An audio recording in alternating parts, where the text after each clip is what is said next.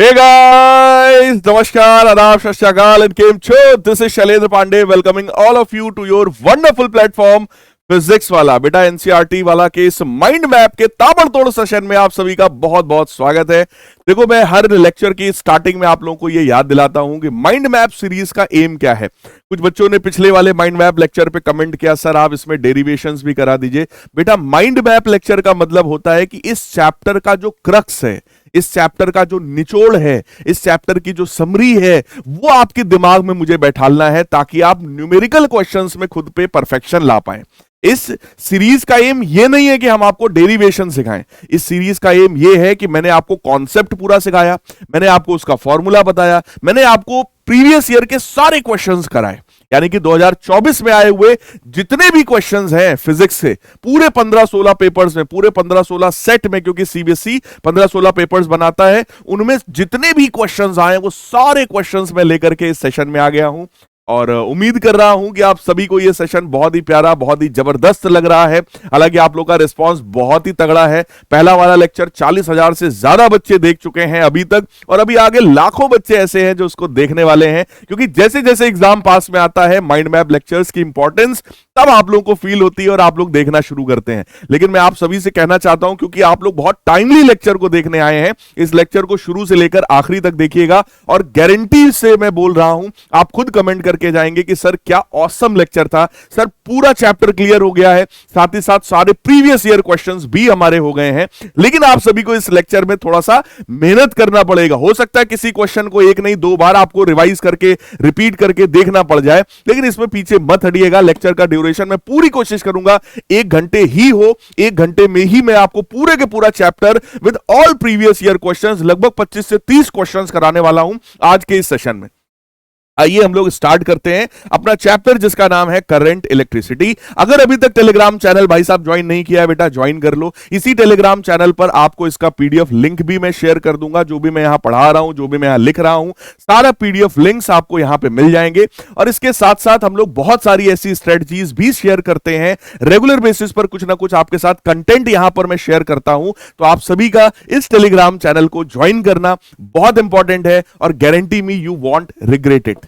आइए स्टार्ट करते हैं। सबसे पहले हम लोग पढ़ेंगे बेटा करंट, इलेक्ट्रिक करंट के बारे में, फिर ड्रिफ्ट, वेलोसिटी और मोबिलिटी का कॉन्सेप्ट क्या है ये भी पढ़ेंगे, ओम्स लॉ क्या है, इलेक्ट्रिक सेल के बारे में डिटेल में पढ़ेंगे, और किरचॉफ साहब के लॉज क्या है वो भी हम लोग पढ़ने वाले हैं। तो चैप्टर की शुरुआत होती है भाई साहब इलेक्ट्रिक करंट से। इलेक्ट्रिक करंट का बड़ा बेसिक, बड़ा फंडामेंटल कॉन्सेप्ट ये है कि सर अगर कोई भी चार्ज फ्लो हो रहा है, जनरली हम लोग इलेक्ट्रॉन्स की बात करते हैं, अगर इलेक्ट्रॉन फ्लो हो रहा है तो rate of flow of electrons, rate of flow of charge is defined as electric current. यानी कि इलेक्ट्रिक करंट का सिंपल सा फॉर्मूला होता है total charge flown divided by total time taken. इसको बोलते हैं बेटा एवरेज करंट। लेकिन अगर यही डिफरेंशियल फॉर्म में हो जाए, यानी कि अगर मैं लिख दूं dq by dt, तो इसी को कहा जाता है इंस्टेंटेनियस करंट। इन दोनों में बेसिक फंडामेंटल डिफरेंस अपने दिमाग में रखो। जब बात एवरेज की आएगी तो total charge phloem upon total time taken हम लोग करेंगे।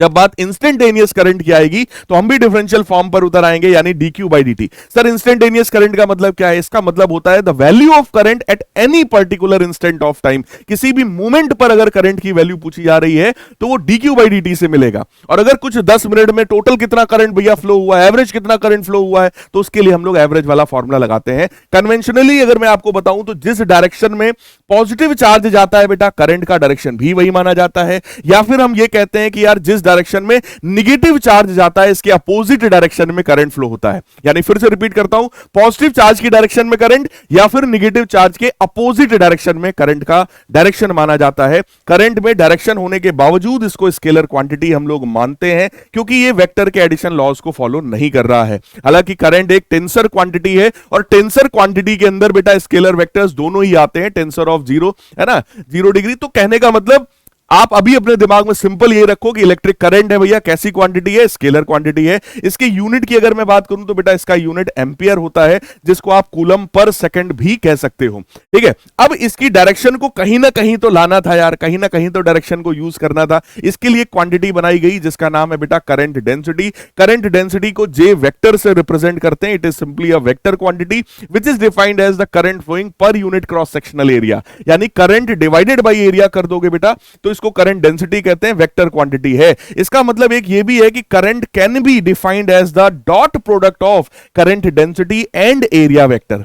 करंट डेंसिटी का डायरेक्शन वही मानते हैं जो करंट का डायरेक्शन है, और एरिया वेक्टर आप सब लोग सिंपली समझते हो कि हमेशा परपेंडिकुलरली आउटवर्ड्स होता है ना। तो जे वेक्टर डॉट ए वेक्टर करेंगे तो जे ए कॉस थीटा आएगा, that is the value of electric current, अगर कभी भी इस तरह का कुछ क्वेश्चन आपसे पूछा जाए तो। अब यहां पर बात आई, सर किसी भी कंडक्टर में कैसे करंट फ्लो होता है। देखो, अगर किसी भी कंडक्टर को सिंपली टच कर लो तो आपको कोई भी करंट नहीं लगता है। क्यों नहीं लगता है? क्योंकि इसके अंदर जितने भी फ्री इलेक्ट्रॉन्स है, जितने भी इलेक्ट्रॉन्स है, वो सब रैंडम मोशन में है।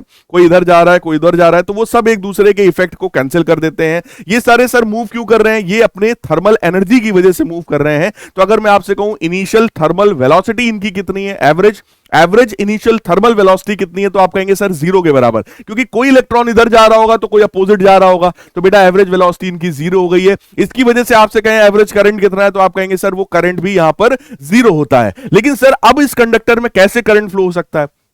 तो उसके लिए आपको क्या करना पड़ेगा, आपको उस कंडक्टर में कोई भी सेल या बैटरी कनेक्ट करनी पड़ेगी। सेल या बैटरी क्या करता है? सेल या बैटरी वहां पर एक कांस्टेंट पोटेंशियल डिफरेंस डेवलप करता है, इधर की तरफ प्लस, इधर की तरफ माइनस।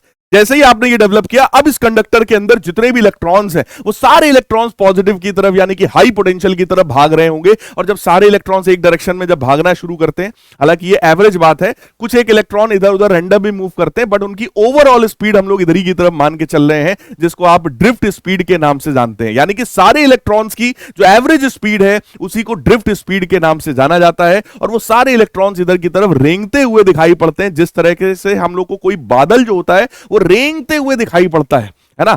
तो इसी तरीके से इलेक्ट्रॉन्स का ये जो पूरा ग्रुप है, ये पूरा ड्रिफ्ट वेलोसिटी से रेंगता हुआ दिखाई पड़ता है अक्रॉस दैट कंडक्टर। इस तरीके से किसी भी कंडक्टर में जब इलेक्ट्रॉन्स इधर से इधर आते हैं तो उसके अपोजिट डायरेक्शन में इलेक्ट्रिक करंट का फ्लो होता है।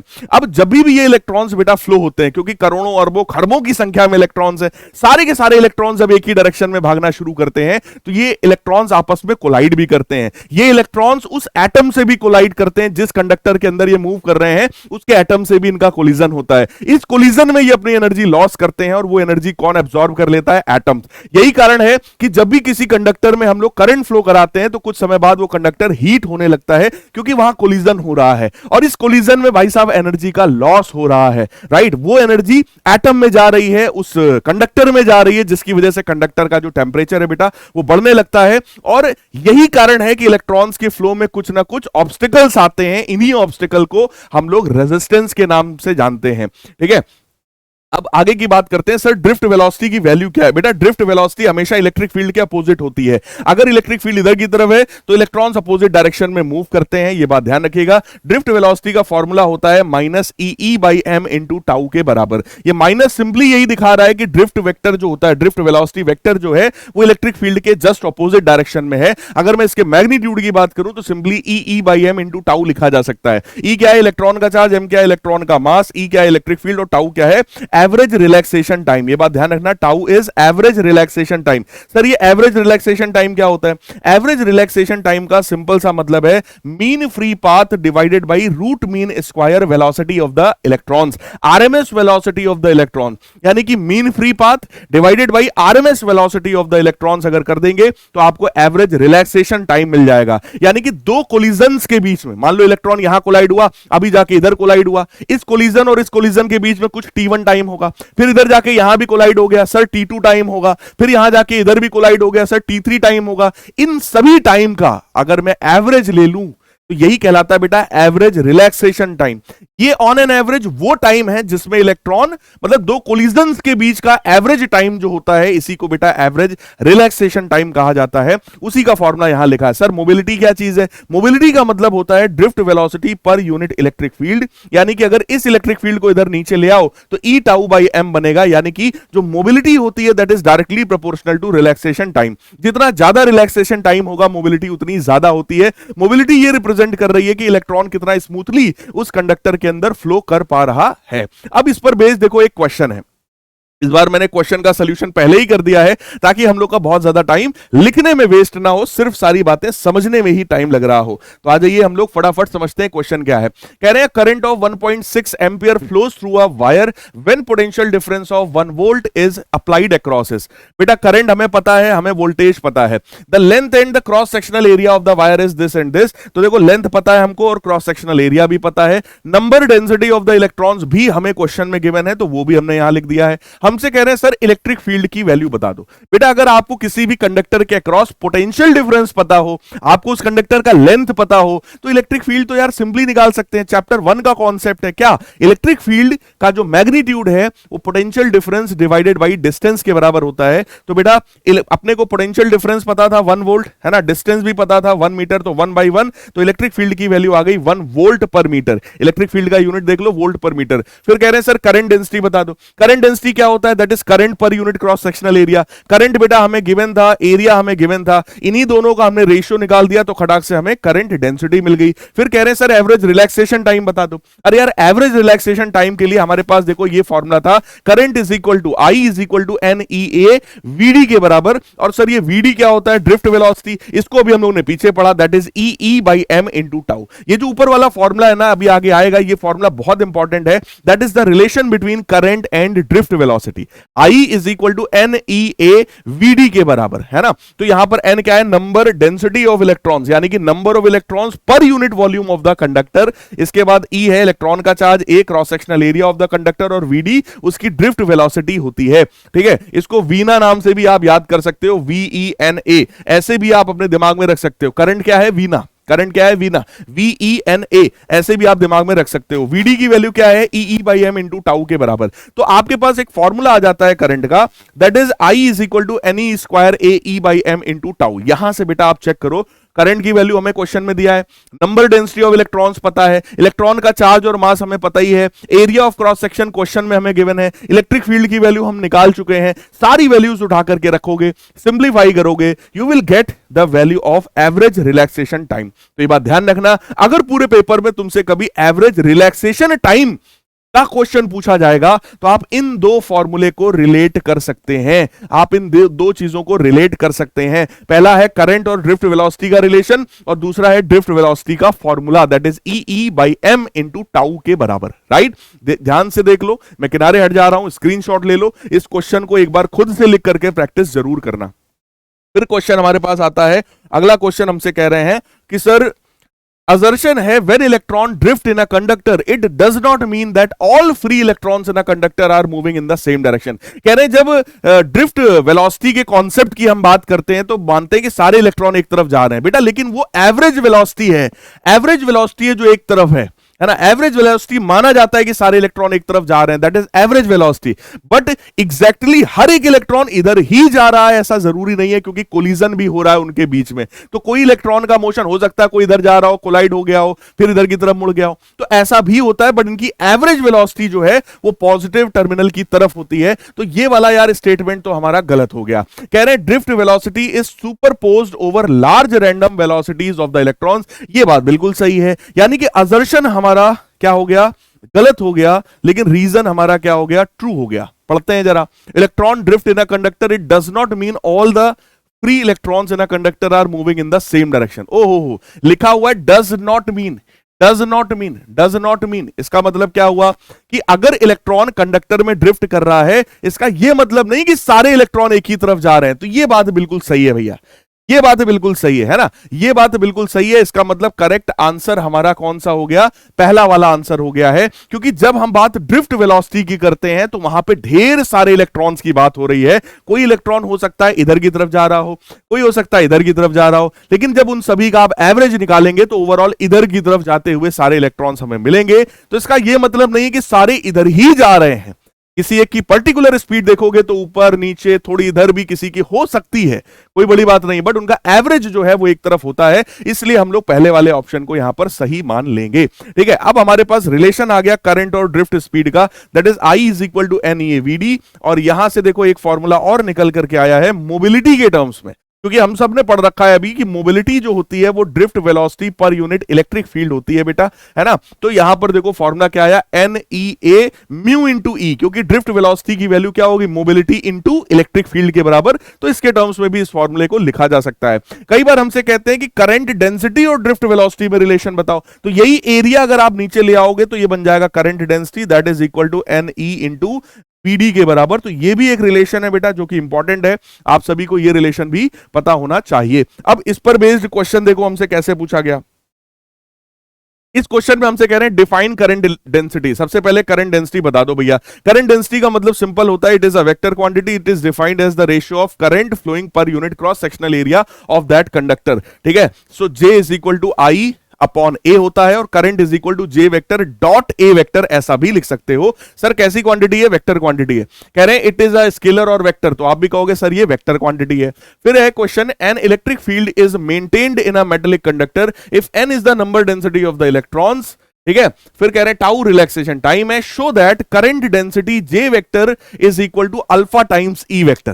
देखो ये जब भी कभी आपसे करंट डेंसिटी इलेक्ट्रिक फील्ड का रिलेशन पूछे, फिर यहां पर कह रहा है कि ये जो अल्फा है ये alpha N E square tau by M. देखो ये टाउ वगैरह जब आना शुरू हो गया ना, सबसे पहले दिमाग में फॉर्मूला आना चाहिए ड्रिफ्ट वेलोसिटी का, क्योंकि इसी फॉर्मूले में एवरेज रिलैक्सेशन टाइम टाउ आता है। अभी पीछे भी एक क्वेश्चन था जिसमें टाउ निकालना था, वहां भी यही वाला फॉर्मूला हम लोगों ने यूज किया था बेटा। तो वीडी की वैल्यू होती है E by M into tau, current की वैल्यू होती है NEAVD, इन दोनों को कंबाइन किया तो ये वाला फॉर्मूला ही हम लोगों ने पीछे न्यूमेरिकल में यूज किया था, राइट। अब इस वाले फॉर्मूले में आप चेक कर लो, क्योंकि यहां पर बात करंट डेंसिटी की कर रहे हैं तो हमें ये वाला जो एरिया है उसको लेफ्ट में भेजना पड़ेगा, तो करंट अपॉन एरिया बनेगा, that is NE square tau by M into electric field हो जाएगा। और यहां पर आप देख सकते हो इसको हमने लिख दिया current density NE square tau by M into electric field. बहुत ध्यान से चेक कर लो, यही रिलेशन है बेटा करंट डेंसिटी और इलेक्ट्रिक फील्ड के बीच का। और ये सारी चीजें आप चेक करो कांस्टेंट है, इसी कांस्टेंट का नाम यहां पे अल्फा रख दिया गया है। तो इस तरीके से देखो इसके डेरिवेशन को आपसे पूछा जा सकता है घुमा फिरा करके, है ना। डायरेक्ट नहीं पूछेंगे आपसे, सीधे भैया इस तरीके से पूछ देंगे कि भैया प्रूफ करो J is equal to alpha into E होगा। इस तरह की चीज देख के डरना नहीं कि सर आपने तो अल्फा नहीं पढ़ाया था बैच में। अरे अल्फा ये है, अल्फा ये है, साफ साफ बात है ना। जब बात टाउ की आ गई तो समझ जाओ यही वाला फॉर्मूला यूज होने वाला है, क्योंकि रिलैक्सेशन टाइम तो एक ही फॉर्मूले में आ रहा है, उसी का यहां पर किया गया। फिर हमसे क्वेश्चन कह रहे हैं, in an uniform straight wire conduction electron moves along positive x direction, यानी कि जो इलेक्ट्रॉन्स हैं वो सारे के सारे इलेक्ट्रॉन्स जो है पॉजिटिव एक्स डायरेक्शन में जा रहे हैं। Let electric field and current density be electric field and this respectively. Then अच्छा आपसे कह रहे हैं दोनों का डायरेक्शन। देखो अगर इलेक्ट्रॉन्स इधर की तरफ जा रहे हैं तो करंट अपोजिट डायरेक्शन में होगा, तो करंट डेंसिटी जो है भैया उसको भी हम अपोजिट डायरेक्शन में ही मानेंगे, राइट। अब बात है इलेक्ट्रिक फील्ड, तो इलेक्ट्रिक फील्ड के अपोजिट डायरेक्शन में बेटा इलेक्ट्रॉन मूव करता है, इलेक्ट्रॉन जा रहा है इधर तो इलेक्ट्रिक फील्ड रही होगी इधर, यानी दोनों के दोनों निगेटिव एक्स डायरेक्शन में रहे होंगे। Both are along negative X direction, दोनों के दोनों बेटा निगेटिव एक्स डायरेक्शन में रहे होंगे, क्योंकि इलेक्ट्रॉन हमारा पॉजिटिव एक्स डायरेक्शन में जा रहा है। देखो इलेक्ट्रॉन पॉजिटिव एक्स में जा रहा है, इसलिए ये दोनों निगेटिव एक्स डायरेक्शन में रहे होंगे। अगला क्वेश्चन हमारा है, कह रहे हैं electric field E is maintained in a wire of the length L and cross sectional area A, derive relation between current density and electric field. बेटा करंट डेंसिटी और इलेक्ट्रिक फील्ड के बीच का रिलेशन पूछ रहा है, तो यार ये वही वाला रिलेशन हो गया। अगर मैं बात करूं कि करंट का रिलेशन है I बराबर NEA VD के बराबर, और इसमें आप देखो I अपॉन A करेंगे तो करंट डेंसिटी बनेगा, that is N into E into VD। VD की वैल्यू आप रख सकते हो EE by M into tau के बराबर। देख लो यही तो रिलेशन है यार, ये हो गया current density that is NE square tau by M into electric field. हो गया देखो प्रूफ, अभी पीछे भी हम लोगों ने किया था, सेम डेरिवेशन घुमा के पूछा गया। हमसे कह रहे what is mean by the relaxation time of the free electron in a conductor. Relaxation time का मतलब क्या है, तो पीछे डेफिनेशन भी दिया था मैंने इसका फॉर्मूला भी आपको दिया था। Show that the resistance of the conductor can be expressed by this formula. अब सर ये वाला फॉर्मूला कैसे डिराइव करेंगे, अरे वही दो रिलेशन है, बार बार बेटा उसी को यूज करना है बस। I बराबर NEA VD यानी current is equal to V ना, ऐसा भी लिख सकते हो, ठीक है। NEA और ड्रिफ्ट वेलोसिटी की जगह उसकी value EE by M into tau, ये कर सकते हैं। तो क्या बनेगा NE स्क्वायर एरिया टाउ, है ना, electric field upon mass M। ये वैल्यू हमारी करंट की निकल आई, लेकिन हमें तो रेजिस्टेंस चाहिए। अच्छा कैसे आएगा सर, NE स्क्वायर टाउ, है ना, एरिया अपॉन M, ये जो इलेक्ट्रिक फील्ड है बेटा, इस इलेक्ट्रिक फील्ड को अगर मैं potential difference per unit length लिख दूं तो हमारा करंट और पोटेंशियल डिफरेंस में रिलेशन आएगा, वही ओम्स लॉ होता है। तो यहां से अगर मैं देखूं तो V बराबर I, देखो V ये है, I ये सारी चीजें मुझे इधर भेजना पड़ेगा, तो ml upon N E square tau into A, ये ऐसा बन जाएगा। इसी को यार हम लोग रेजिस्टेंस बोलते हैं, तो ये V बराबर IR बन जाता है, और चेक कर लो रेजिस्टेंस की वैल्यू यही निकल करके आ गई, राइट। यानी कि सेम टाइप का डेरिवेशन है यार, देख लो देख लो, ये जो जिसको हम लोग टाउ लिखते हैं एवरेज रिलैक्सेशन टाइम, उसी को यहां पर प्रूविंग में एप्सिलॉन करके लिखा है। अरे तो लिख देना ना, क्या दिक्कत है कि भैया let us suppose average relaxation time is represented by epsilon, बात खत्म हो गई, हो गया डिराइव आपका। यही डेरिवेशन आपसे पूछा गया था। अगला हमसे कह रहे हैं electron drift with a speed of VD in a conductor with potential difference V। बेटा अगर मैं बात करूं तो ड्रिफ्ट स्पीड का फॉर्मूला है E by M into tau के बराबर, यानी कि E tau by M into electric field. Electric field को अगर मैं potential difference per unit length लिख दूं तो ज्यादा अच्छा है। अब हमसे क्वेश्चन में कह रहा है कि भैया ड्रिफ्ट स्पीड की वैल्यू वीडी थी जब पोटेंशियल डिफरेंस V के बराबर था, ये वीडी था जब पोटेंशियल डिफरेंस V था। हमसे कह रहे हैं अगर मैं पोटेंशियल डिफरेंस को आधा कर दूं, अगर मैं पोटेंशियल डिफरेंस को आधा कर दूं तो क्या होगा भैया, जरा चेक करो। वीडी डैश बराबर देखो ई टाउ एम और एल, इनमें कोई चेंज नहीं हुआ भैया। रिलैक्सेशन टाइम किसकी प्रॉपर्टी है, मटेरियल की प्रॉपर्टी है। इलेक्ट्रॉन का मास, इलेक्ट्रॉन का चार्ज इलेक्ट्रॉन की है, लेंथ उसके कंडक्टर की अपनी प्रॉपर्टी, ये सारी चीजें कांस्टेंट है। यानी कि सीधी सी बात है, अगर तुम पोटेंशियल डिफरेंस को आधा करोगे तो ड्रिफ्ट स्पीड भी तुम्हारी आधी हो जाएगी। अगर तुम पोटेंशियल डिफरेंस को आधा करोगे तो बेटा ड्रिफ्ट स्पीड भी तुम्हारी आधी हो जाएगी। अगला क्वेश्चन कह रहे हैं potential difference of 1 volt is applied across a conductor of the length 5 metre. और ध्यान से बेटा समझना, पोटेंशियल डिफरेंस 1 वोल्ट का है, एक कंडक्टर है जिसका लेंथ 5 मीटर है, उसका जो क्रॉस सेक्शनल एरिया है भैया 1 मीटर स्क्वायर है। तो देखो वोल्टेज पता है, लेंथ पता है, एरिया पता है। कह रहे हैं when a current of 4.25 ampere is passing through that conductor, तो करंट की भी वैल्यू गिवन है। हमसे कह रहे हैं ड्रिफ्ट वेलोसिटी बता दो। भैया करंट दिया है, ड्रिफ्ट वेलोसिटी पूछ रहा है, एक ही रिलेशन है, कौन सा, I is equal to N E A VD के बराबर। ये वाला बेटा हमने फॉर्मूला लगाया, I बराबर एन ई ए वीडी के बराबर। बहुत ध्यान से चेक करो, क्वेश्चन में नंबर डेंसिटी ऑफ इलेक्ट्रॉन्स ये भी हमें दे रखा है, नंबर डेंसिटी ऑफ इलेक्ट्रॉन्स ये भी हमें क्वेश्चन में ऑलरेडी दे रखा है, ठीक है। करंट की वैल्यू हमें पता है, नंबर डेंसिटी हमें पता है, इलेक्ट्रॉन का चार्ज हमें पता है, एरिया की वैल्यू क्वेश्चन में दे रहा है 1 mm स्क्वायर मिलीमीटर। बेटा 1 मिलीमीटर में 10 की पावर -3 मीटर होता है, तो 1 mm स्क्वायर अगर है तो 10 की पावर -6 मीटर स्क्वायर हो जाएगा। ये बात ध्यान रखना, राइट। तो मैंने भी क्या किया, देखो 1 mm स्क्वायर था तो मैंने 10 की पावर -6 से मल्टीप्लाई किया है ताकि मैं इसको मीटर स्क्वायर में बदल सकूं। सारी चीजों को SI यूनिट में हमने रखा, थोड़ा सिंप्लीफाई किया। ड्रिफ्ट वेलोसिटी की वैल्यू देखो सॉल्व होकर हमारे पास ये निकल करके आ गई है, राइट। ड्रिफ्ट वेलोसिटी आ गई जो पूछा था। फिर कह रहा है सर रिलैक्सेशन टाइम बता दो। अरे रिलैक्सेशन टाइम एक ही फॉर्मूले में आता है, वीडी बराबर ई बाई एम इंटू टाउ के बराबर, है ना। ड्रिफ्ट वेलोसिटी बेटा हम लोग निकाल चुके हैं, ड्रिफ्ट वेलोसिटी चेक करो हम लोग निकाल चुके हैं, है ना। लेकिन इसमें 10 की पावर -3 मेरे को मिसिंग दिख रहा है यार, है 10 की पावर -3 मैंने नहीं लिखा है। देखो ड्रिफ्ट वेलोसिटी की जो वैल्यू है 0.3125 इंटू 10 की पावर -3 था, तो इंटू 10 की पावर -3 का ये टर्म शायद यहां मिस हो गया। चलो देखते हैं। इलेक्ट्रॉन का चार्ज 1.6 इंटू 10 की पावर -19 है। इलेक्ट्रिक फील्ड की जो वैल्यू है वो हम लोग निकाल सकते हैं, कैसे, potential difference per unit length. बेटा इलेक्ट्रिक फील्ड क्या होता है, that is what potential difference per unit length, यानी 1/5 इलेक्ट्रिक फील्ड हो गया। रिलैक्सेशन टाइम निकालना है, इलेक्ट्रॉन का मास होता है 9.1 इंटू 10 की पावर -31, है ना। यहां से मैंने टाउ की वैल्यू निकाली, ये सब इधर आ जाएगा। तो देखो क्या बना, 0.3125 मैंने लिखा है, ये मिसिंग है, अभी इसको आगे यूज करेंगे। ये पूरा मैं इधर ले आया, ये जो 5 नीचे जाएगा ये भी मैं इधर लेके आ गया, ठीक है। केवल एक चीज यहां मिसिंग थी, 10 की पावर -3, मैं उसको भी ले आया, ठीक है। इस पूरे को बेटा नीचे भेजा तो ये नीचे आ गया यहां पर। एवरीथिंग इज राइट, सब कुछ क्लियर है। 10 की पावर -3 को यहां पे और लाना है, 10 की पावर -3 बेटा यहां और मल्टीप्लाई करोगे ना तो 10 की पावर -15 बन जाएगा, बात खत्म हो गई। तो this is the value of average relaxation time. बेटा कैलकुलेशन मिस्टेक शायद कहीं हो जाए, है ना, हो जाता है, लेकिन कॉन्सेप्ट मिस्टेक कहीं पर नहीं हो सकता। कॉन्सेप्ट मिस्टेक कहीं पर आपसे भी नहीं होना चाहिए। इवन मैं तो यही कहूंगा एज अ स्टूडेंट, हर एक चीज को बड़े आराम आराम से करो। देखो मुझे 1 घंटे के अंदर, मेरा टारगेट है 1 घंटे के अंदर मुझे ऐसा कंटेंट तैयार करना है कि आप 1 घंटे के अंदर पूरे चैप्टर की पूरी summary with all previous year questions अपने दिमाग में रख पाए, राइट। तो मेरे लिए स्पीड जरूरी है, लेकिन आप लोग जब क्वेश्चन को कर रहे हो एग्जाम में, इतनी स्पीड में करने की जरूरत ही क्या है भैया, आराम से करेंगे। हम 1 मिनट की जगह 1.5 मिनट लेंगे, 2 मिनट लेंगे, और फिर हम उसको आराम से सॉल्व कर रहे होंगे। क्योंकि ये वाले जब क्वेश्चंस आएंगे ना इस तरह के, तो ये 3-3 नंबर वाले क्वेश्चन है बेटा, 3 मार्क्स में ये क्वेश्चन आपसे पूछा जाने वाला है।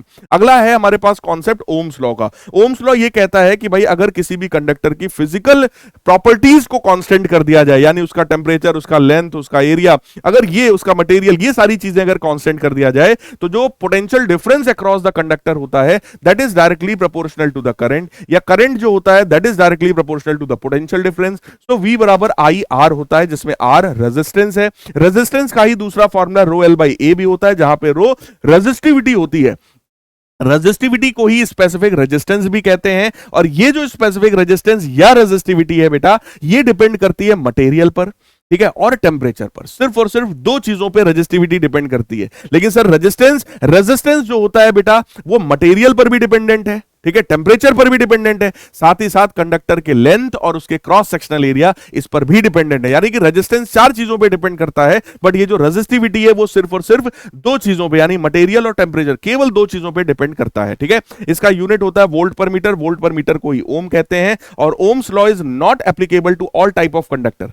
सारे कंडक्टर्स के लिए ओम्स लॉ एप्लीकेबल नहीं होता है। तो जिन कंडक्टर्स के लिए एप्लीकेबल है उनको बोलेंगे ओमिक कंडक्टर्स, जिनके लिए एप्लीकेबल नहीं है उनके लिए बोलेंगे नॉन ओमिक कंडक्टर्स, राइट। तो हमसे यहां पर कह भी रहे हैं कि अगर बेटा ओमिक कंडक्टर्स की आप बात करोगे, तो ये जो ग्राफ होगा, मैं आपको यहां पे थोड़ा सा एक पॉइंट बता दूं, अच्छा पॉइंट है कि अगर कभी भी ग्राफ करंट और वोल्टेज के बीच का होगा तो ग्राफ स्ट्रेट लाइन होगा, और इस ग्राफ का जो स्लोप होगा बेटा वो 1 by रेजिस्टेंस के बराबर होगा। लेकिन अगर यहीं पर कोई ग्राफ हमारा एक्स एक्सिस पर करंट और वाई एक्सिस पर वोल्टेज लेंगे, तो अभी इस ग्राफ का जो स्लोप है वो रेजिस्टेंस के बराबर हो जाएगा। कॉन्सेप्ट आप समझते हो, V बराबर आई आर होता है, तो V अगर वाई एक्सिस पर है, करंट हमारा एक्स एक्सिस पर है, तो R ही हमारा स्लोप हो जाएगा। इस कंडीशन में I बराबर V बटे R आ रहा है, तो स्लोप हमारा 1 by R के बराबर हो जाएगा। स्लोप जो होता है वो इस वाले एंगल के tan पर डिपेंड करता है, यानी स्लोप tan थीटा होता है।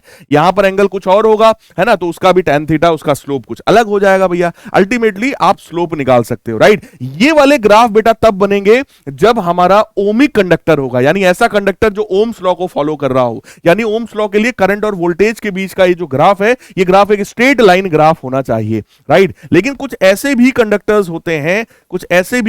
होते हैं, जिनके लिए जब हम इसको ऐसा बनाते हैं तो ये ऐसा नहीं आता है, स्ट्रेट लाइन ना करके कर्व ग्राफ आता है, जैसा कि डायोड, पीएन जंक्शन डायोड। अभी एक आखिरी चैप्टर आपका आएगा, है ना, वहां पे हम लोग बेटा पढ़ेंगे। आखिरी चैप्टर आपका सेमी कंडक्टर के नाम से है, वहां पे मैं बताऊंगा पीएन जंक्शन डायोड जब आता है तो उसमें ग्राफ इस तरीके का नहीं आता। मतलब यहां पे ग्राफ स्ट्रेट लाइन वाला ग्राफ नहीं आता है, ये ओम्स लॉ को फॉलो नहीं करता है, राइट। यहां पे V बराबर आई आर में जो R है वो कांस्टेंट नहीं होता है, तो यहां पर जो ग्राफ है वो एक कर्व ग्राफ आएगा। तो इस तरह के कंडक्टर्स को नॉन ओमिक कंडक्टर्स कहा जाता है। तो ओम्स लॉ को फॉलो करें वो ओमिक है, जो फॉलो ना करें वो नॉन ओमिक है, राइट। यहां पर रेजिस्टेंस कांस्टेंट नहीं है, किसी भी स्ट्रेट लाइन का बेटा स्लोप हमेशा कांस्टेंट होता है। तो इस और इस ग्राफ में रेजिस्टेंस जो है वो कांस्टेंट है, लेकिन यहां पर जो रेजिस्टेंस है वो कांस्टेंट नहीं है। और ऐसे में कॉन्सेप्ट आता है डायनेमिक रेजिस्टेंस का, ऐसे में कॉन्सेप्ट आता है डायनेमिक या वेरिएबल रेजिस्टेंस का। उसकी बात अभी आगे आएगी लास्ट वाले चैप्टर में, पीएन जंक्शन में, है ना। अब यहां पर फिलहाल क्वेश्चन आया, क्वेश्चन में हमसे कह रहे हैं कि भैया मटेरियल है GaAs, इसके लिए आप मेरे को करंट और वोल्टेज का ग्राफ बना के दिखाओ। सर इसी मटेरियल की बात क्यों की जा रही है? बेटा तुम्हारी जो एनसीईआरटी की बुक है ना, उस एनसीईआरटी बुक में देखोगे तो 2 या 3 ग्राफ दिए हुए हैं, राइट। उनमें से एक ग्राफ यही सेम है। तो आपसे भी 2024 के ये जितने क्वेश्चन मैं लाया हूं ना, ये सब के सब 2024 में आए हुए प्रीवियस ईयर क्वेश्चन है। भले यहां लिखा नहीं है बट ये सारे पीवाईक्यूज हैं। ये आप लोग इतनी बात समझ गए होंगे। चैप्टर 1 में भी हमने 2024 के पीवाईक्यू कराए थे, 2 में भी कराए थे, 3 में भी करा रहा हूं। इस पूरी सीरीज में जितने भी क्वेश्चन कराऊंगा वो सिर्फ और सिर्फ प्रीवियस ईयर क्वेश्चन होंगे, वो भी 2024 के, ताकि आपको फील आ जाए कि पूछा क्या जा रहा है एग्जाम में हमसे। है ना। तो देखो जीएएस के लिए हमें क्या करना था, ये ग्राफ बनाना था। एक्स एक्सिस पर वोल्टेज लिया बेटा, वाई एक्सिस पर हमने करंट लिया है। आपकी एनसीईआरटी की बुक में ग्राफ कुछ इस तरीके का ग्राफ दिया हुआ है कि भैया पहले जब वोल्टेज बढ़ाते हैं करंट देखो लीनियरली बढ़ रहा है, फिर वो बढ़ना शुरू कर देता है, फिर थोड़ा घटता है, फिर उसके बाद जाके हल्का सा बढ़ता है। कुछ इस तरीके का करंट आपको आपकी किताब में ग्राफ जो है दिया हुआ है। तो हमसे कह रहे हैं सबसे पहले बता दो on the graph mark the region where resistance is negative.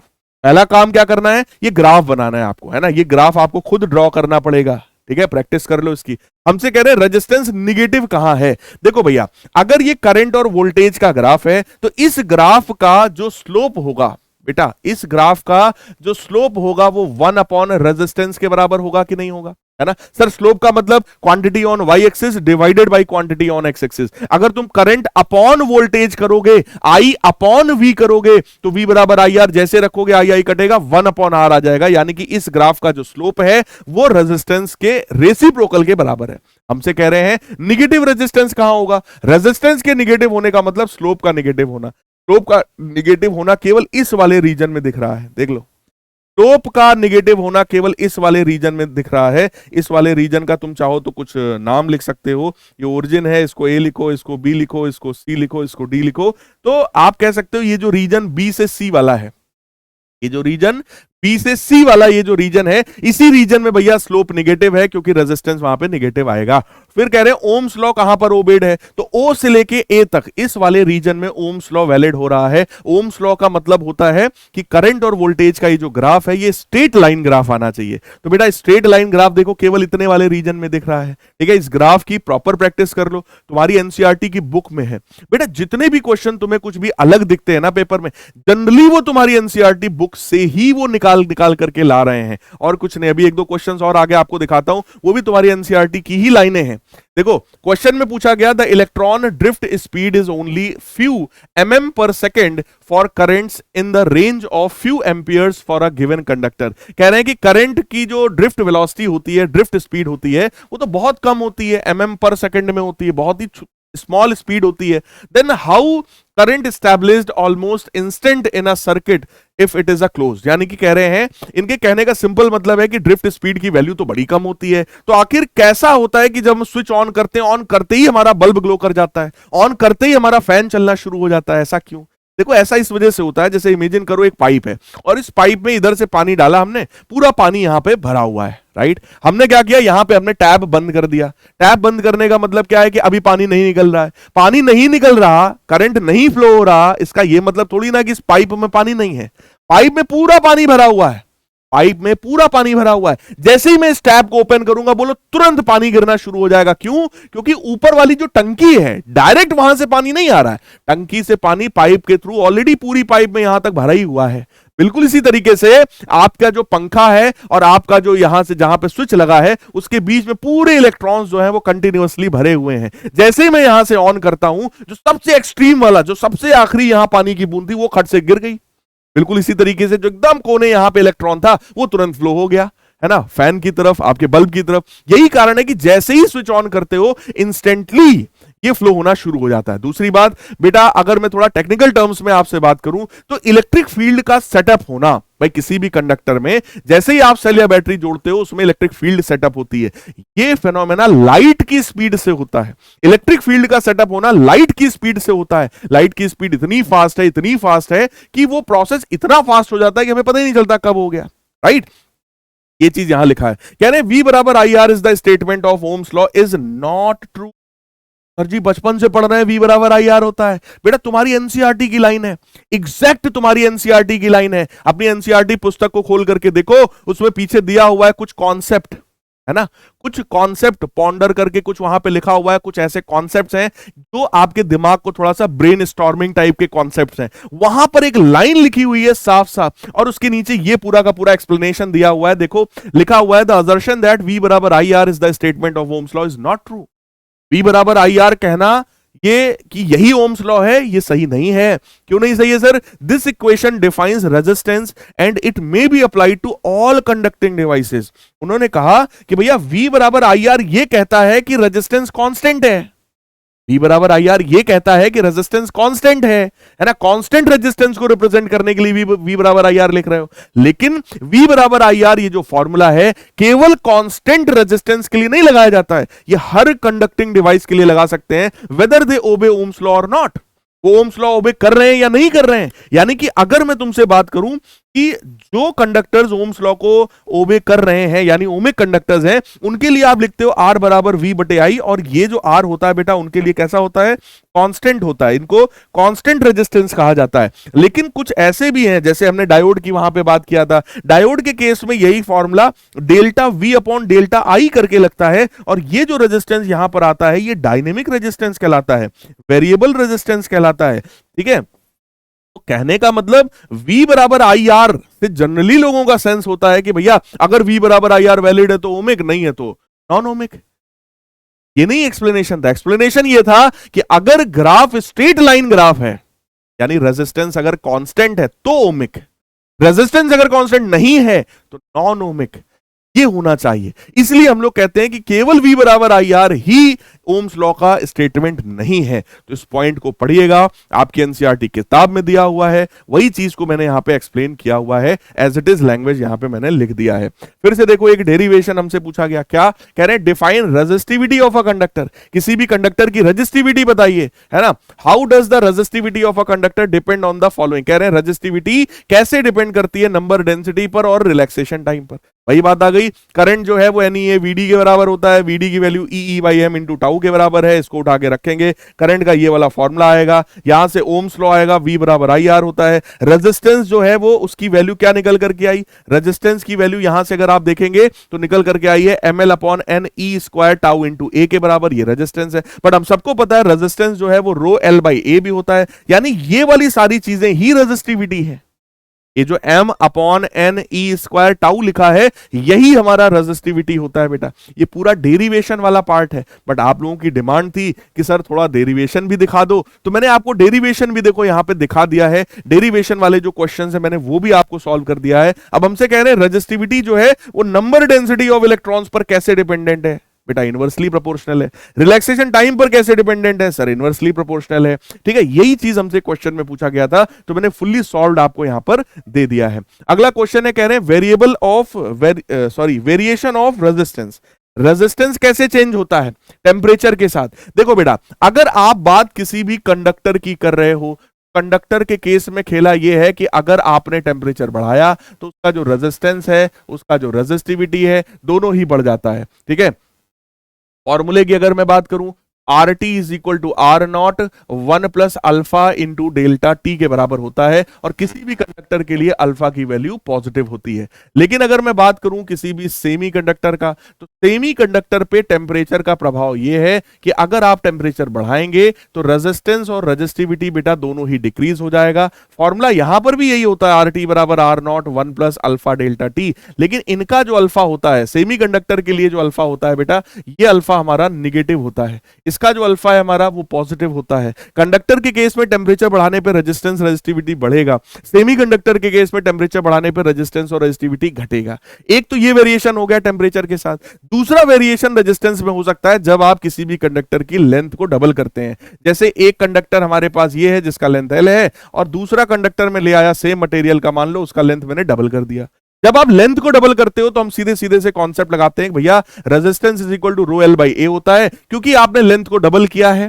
ठीक है जी, मटेरियल सेम है, इसलिए हमने बोला कि सर जो रेजिस्टेंस हमारा है वो भी डबल हो गया, लेंथ डबल किया, रेजिस्टेंस भी डबल हो गया। लेकिन अगर हमसे क्वेश्चन में कहा जाए कि भैया वही वाला रॉड है जिसका लेंथ L था, और सेम उसी वाले रॉड को खींच कर लेंथ को डबल कर दिया, बेटा जब खींच के तुम लेंथ को डबल करते हो तो उसका एरिया आधा हो जाता है, क्रॉस सेक्शनल एरिया आधा हो जाता है। लेंथ जो है भले L से 2L हो गया, लेकिन जो एरिया था वो A से A/2 हो जाएगा बेटा, एरिया आधा हो जाएगा। लेंथ डबल होगा, एरिया आधा हो जाएगा। तो ऐसे में जब आप देखोगे तो रिलेशन मिलेगा, resistance is directly proportional to length का स्क्वायर। कहने का मतलब जब खींच कर लेंथ को डबल करते हो तो लेंथ हुआ double but cross sectional area हुआ आधा, क्योंकि ओवरऑल वॉल्यूम इसका कांस्टेंट होता है। इनिशियल वॉल्यूम बराबर फाइनल वॉल्यूम, क्यों? क्योंकि मास कांस्टेंट था, इनिशियल मास बराबर फाइनल मास। मास क्या होता है? Density into volume.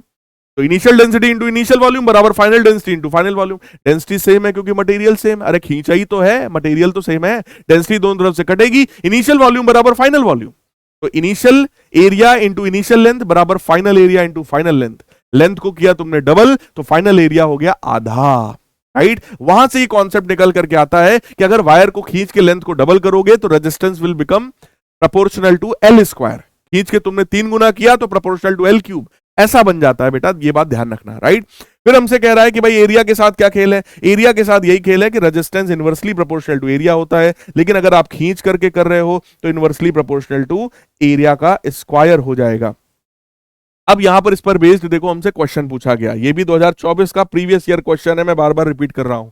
Uniform wire of the length L, बेटा एक वायर है जिसका लेंथ एल है, cross sectional area A has a resistance R, यानी कि एक वायर है जिसका लेंथ एल है, क्रॉस सेक्शनल एरिया ए है, रेजिस्टेंस आर के बराबर है, तो आर बराबर रो एल बाई ए के बराबर होगा। कह रहे हैं wire is uniformly stretched so that length increases by 25%। इसको खींच करके इसके लेंथ को 25% बढ़ा दिया। 25% बढ़ाने का मतलब original length plus original length का 25%, तो एल इंटू 25/100, यानी कि अभी लेंथ कितनी हो चुकी है 1.25 एल के बराबर। जब खींच के लेंथ बढ़ा दिया तो लेंथ भी बढ़ गई भैया, ठीक है ना। अब जब खींच के बढ़ाया है बेटा तो कह रहे हैं calculate percentage increase in the resistance. Resistance पर इसका प्रभाव बताइए क्या आएगा। देखो जब तुम खींच करके लेंथ को बढ़ाते हो तो इसी रेशियो में एरिया जो है वो कम हो जाएगा। सर कितना कम होगा, कॉन्सेप्ट क्या है, तो मैंने अभी आपको समझाया था, इनिशियल वॉल्यूम बराबर फाइनल वॉल्यूम। बेटा initial length into initial area बराबर final area into final length, तो इनिशियल एरिया ए था, लेंथ एल था, फाइनल एरिया हमें निकालना है और फाइनल लेंथ 1.25 एल हो गया है। इससे बेटा हमारा फाइनल एरिया निकल आया, दैट इज ए अपॉन 1.25। अब देखो फॉर्मूला क्या है रेजिस्टेंस का, rho L dash by A dash, अरे final length upon final area. Final length कितना है 1.25 एल के बराबर, फाइनल एरिया हमने कितना निकाला है ए अपॉन 1.25 के बराबर, तो ये जो 1.25 है ऊपर गया और ओवरऑल ये बन गया 1.25 का होल स्क्वायर। जैसे ही मैंने इसको सिंप्लीफाई किया होल स्क्वायर को 1.5625 निकल करके आया, यानी फाइनल रेजिस्टेंस लगभग इतना आ गया हमारा। हमें निकालना था परसेंटेज इंक्रीज इन रेजिस्टेंस कितना है। बेटा किसी भी चीज में परसेंटेज इंक्रीज का फॉर्मूला क्या है, increase in resistance divided by original resistance multiplied by 100, है ना। तो इंक्रीज इन रेजिस्टेंस कितना है, final resistance minus original resistance R था, divided by original resistance multiplied by 100। इसको सिंप्लीफाई किया तो पता चला कि यार 56% बढ़ गया। लेंथ को हमने बढ़ाया 25% तो हमारा रेजिस्टेंस कितना बढ़ गया है 56.25% के बराबर। ये बात ध्यान रखना, this is one of the very good questions, important questions है, आपको आना चाहिए। मैं हट गया हूं, स्क्रीनशॉट इसका ले लो और इसकी प्रैक्टिस भी जरूर कर लेना। खींच के बढ़ाया गया है, ऐसे ही डबल फोल्ड करके लेंथ को कम भी किया जा सकता है। ये भी कह सकते हैं कि ऐसा था, इसको घुमाकर ऐसा कर दिया। लेंथ को जब ऐसे आधा करते हो तो एरिया डबल हो जाता है। कॉन्सेप्ट सेम यही वाला लगेगा, है ना।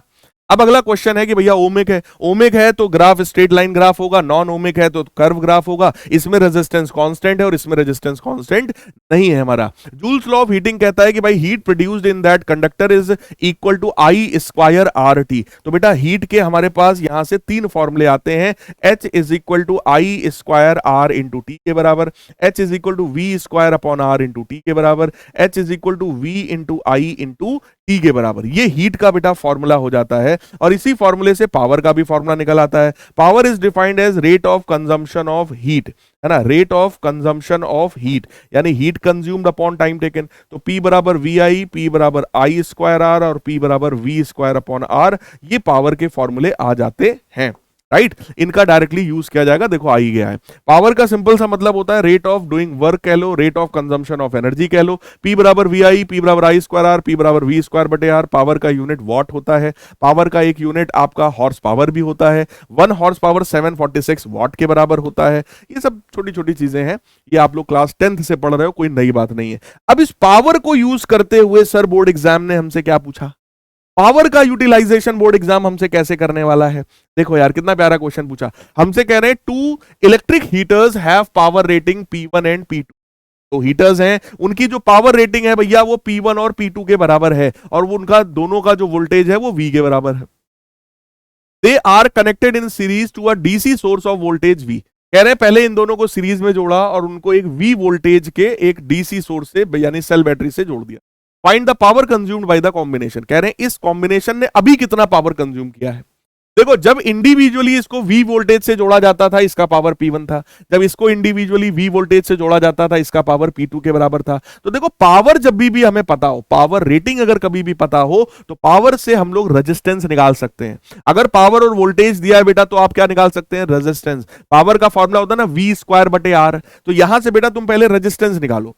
P1 बराबर V स्क्वायर बटे R1। यहां से पहले का रेजिस्टेंस मिलेगा, यहां से दूसरे वाले का भी रेजिस्टेंस मिल जाएगा। दोनों का रेजिस्टेंस मिल गया और दोनों को मैंने सीरीज में जोड़ा है। जब दोनों को सीरीज में जोड़ते हो बेटा, तो सीरीज में इक्विवेलेंट रेजिस्टेंस क्या होता है? R1 प्लस R2 के बराबर, है ना। तो दोनों के हम क्या करेंगे? रेजिस्टेंसेस को ऐड करेंगे। तो V square by P1 plus V square by P2 दिख रहा है। यहां से V स्क्वायर कॉमन मिल गया, ये हमें मिल गया equivalent resistance when they are connected in series combination. हमसे कह रहे हैं पावर पूरे कॉम्बिनेशन का बता दो। अरे तो पूरे कॉम्बिनेशन के लिए हम यही वाला फॉर्मूला लगाएंगे। Equivalent power for the whole combination is equal to V square बटे रेजिस्टेंस। V पूरे सर्किट का कितना है सर? V के बराबर। रेजिस्टेंस पूरे सर्किट का कितना है? तो V square times 1 upon P1 plus 1 upon P2। V square से V स्क्वायर बेटा कट गया, तो यहां से एक फॉर्मूला हमें मिला, स्टैंडर्ड फॉर्मूला आ गया, 1 upon P equivalent is equal to 1 upon P1 plus 1 upon P2। यानी कि जब आप दो हीटर्स को इस तरीके से सीरीज में जोड़ते हो, तो बेटा पावर का फॉर्मूला क्या आया? 1 अपॉन P बराबर 1 upon P1 plus 1 upon P2। कितना प्यारा क्वेश्चन है, देख लो। फिर हमसे कहा गया, will they consume same power if connected in parallel across the same source. कह रहे हैं कि अगर इन्हीं दोनों को हीटर्स को पैरेलल में जोड़ दिया जाए, तो क्या सेम पावर कंज्यूम करेंगे? ना ना ना ना ना, क्यों नहीं? देखो, पैरेलल में जोड़ोगे तो इक्विवेलेंट का फॉर्मूला बदल जाता है सर। अरे सीरीज में फॉर्मूला होता है R बराबर R1 प्लस R2, पैरेलल में फॉर्मूला होता है 1 by R is equal to 1 by R1 plus 1 by R2। बेटा 1 upon R equivalent is equal to 1 upon R1। R1 क्या है? V square upon P1 plus 1 upon R2 that is V square upon P2। इससे क्या मिला भैया? P1 ऊपर गया, P2 ऊपर गया और एलसीएम V स्क्वायर दिख गया। तो P1 plus P2 times divided by V square बन गया। तो बेटा ये 1 अपॉन R था, यहां से उल्टा किया मैंने तो R इक्विवेलेंट निकल आया। R इक्विवेलेंट कितना आएगा? इसका रेसिप्रोकल करो, उल्टा कर दो यार, V स्क्वायर जाएगा ऊपर, P1 प्लस P2 आ जाएगा नीचे। ठीक है, यहां भी हमने इक्विवेलेंट रेजिस्टेंस निकाला था, यहां भी हमने पैरेलल का इक्विवेलेंट रेजिस्टेंस निकाल लिया। फॉर्मूला वही लगना है, क्या? Power is equal to V square बटे R। तो V square divided by resistance, V square cut गया। पता चला इस बार जो पावर का फॉर्मूला आया वो P1 प्लस P2 आया।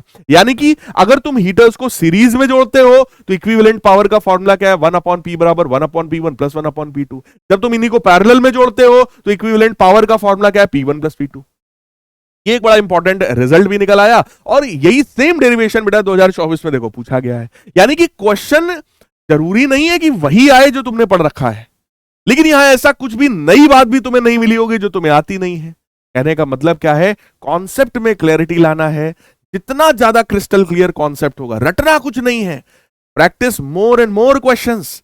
ठीक है, सबसे पहला काम तुम्हें करना, अगर तुम परिश्रम बैच के स्टूडेंट हो, जितना मैंने बैच में कराया है उन क्वेश्चंस को बार बार आप प्रैक्टिस करिए।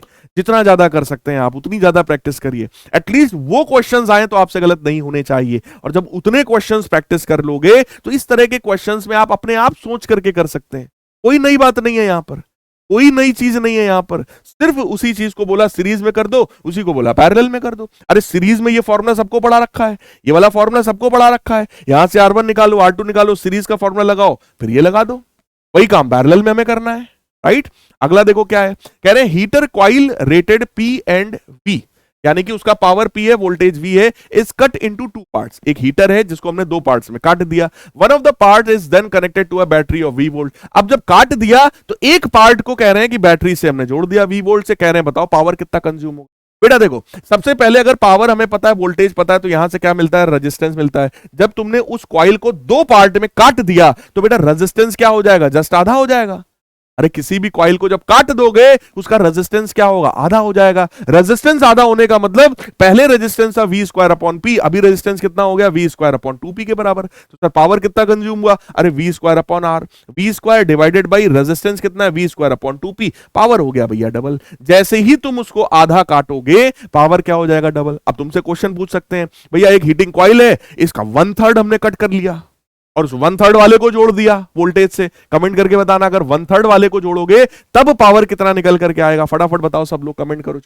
अब बताइए रेजिस्टिविटी क्या चीज है। अभी एक क्वेश्चन में ही पूछा था रेजिस्टिविटी क्या होता है, तो भैया resistivity is simply defined as the resistance offered by the wire that that substance of 1 metre length and 1 square metre cross sectional area. मतलब सिंपल सी बात है भैया, रेजिस्टिविटी अगर हमें डिफाइन करनी है तो हम अपनी लैंग्वेज में कर सकते हैं। देखो R is equal to rho L by A होता है बेटा, यहां से resistivity is equal to R A by L हो जाएगा। कोई ऐसा कंडक्टर है जिसका area cross sectional area 1 metre square के बराबर है, लेंथ उसका 1 यूनिट यानी 1 मीटर के बराबर है, तो उसकी रेजिस्टिविटी उसके रेजिस्टेंस के बराबर होती है।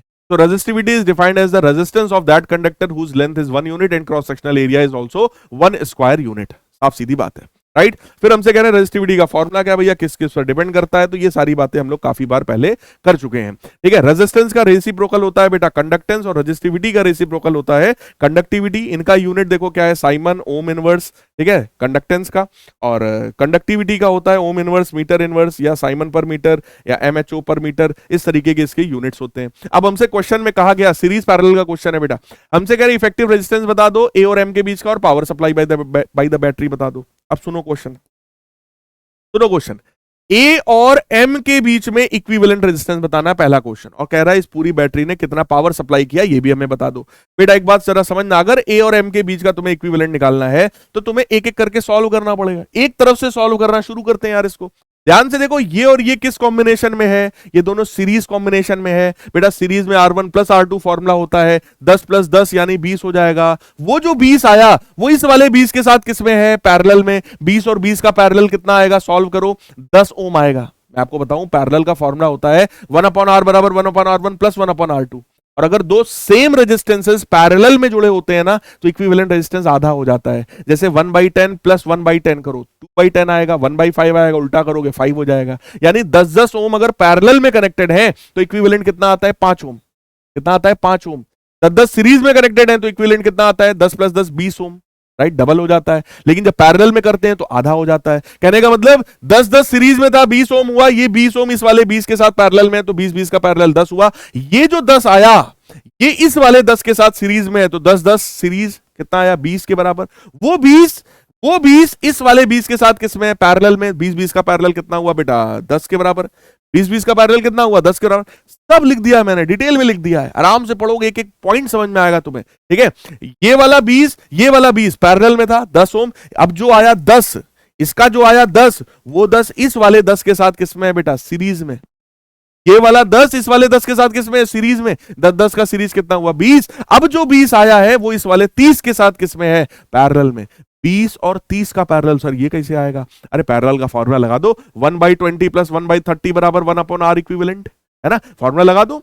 तो जैसे ही आप लोग लगाओगे ये निकल करके आएगा 60/5 ओम के बराबर। ये निकल करके आएगा 60/5 के बराबर। मैं फिर से बता रहा हूं, कुछ बच्चों को दिक्कत हुई होगी इसमें। बेटा ये और ये किसमें है, सीरीज में है। 10 और 10 का सीरीज कितना हुआ, 20 ओम। ये जो 20 आया वो इस वाले 20 के साथ किसमें है, पैरेलल में। 20 और 20 का पैरेलल कितना हुआ, 10 ओम। वो जो 10 आया वो इस वाले 10 के साथ किसमें है, सीरीज में। 10 और 10 सीरीज 20 ओम। ये जो 20 आया वो इस वाले 20 के साथ किसमें है, पैरेलल में। 20 और 20 का पैरेलल 10 होता है।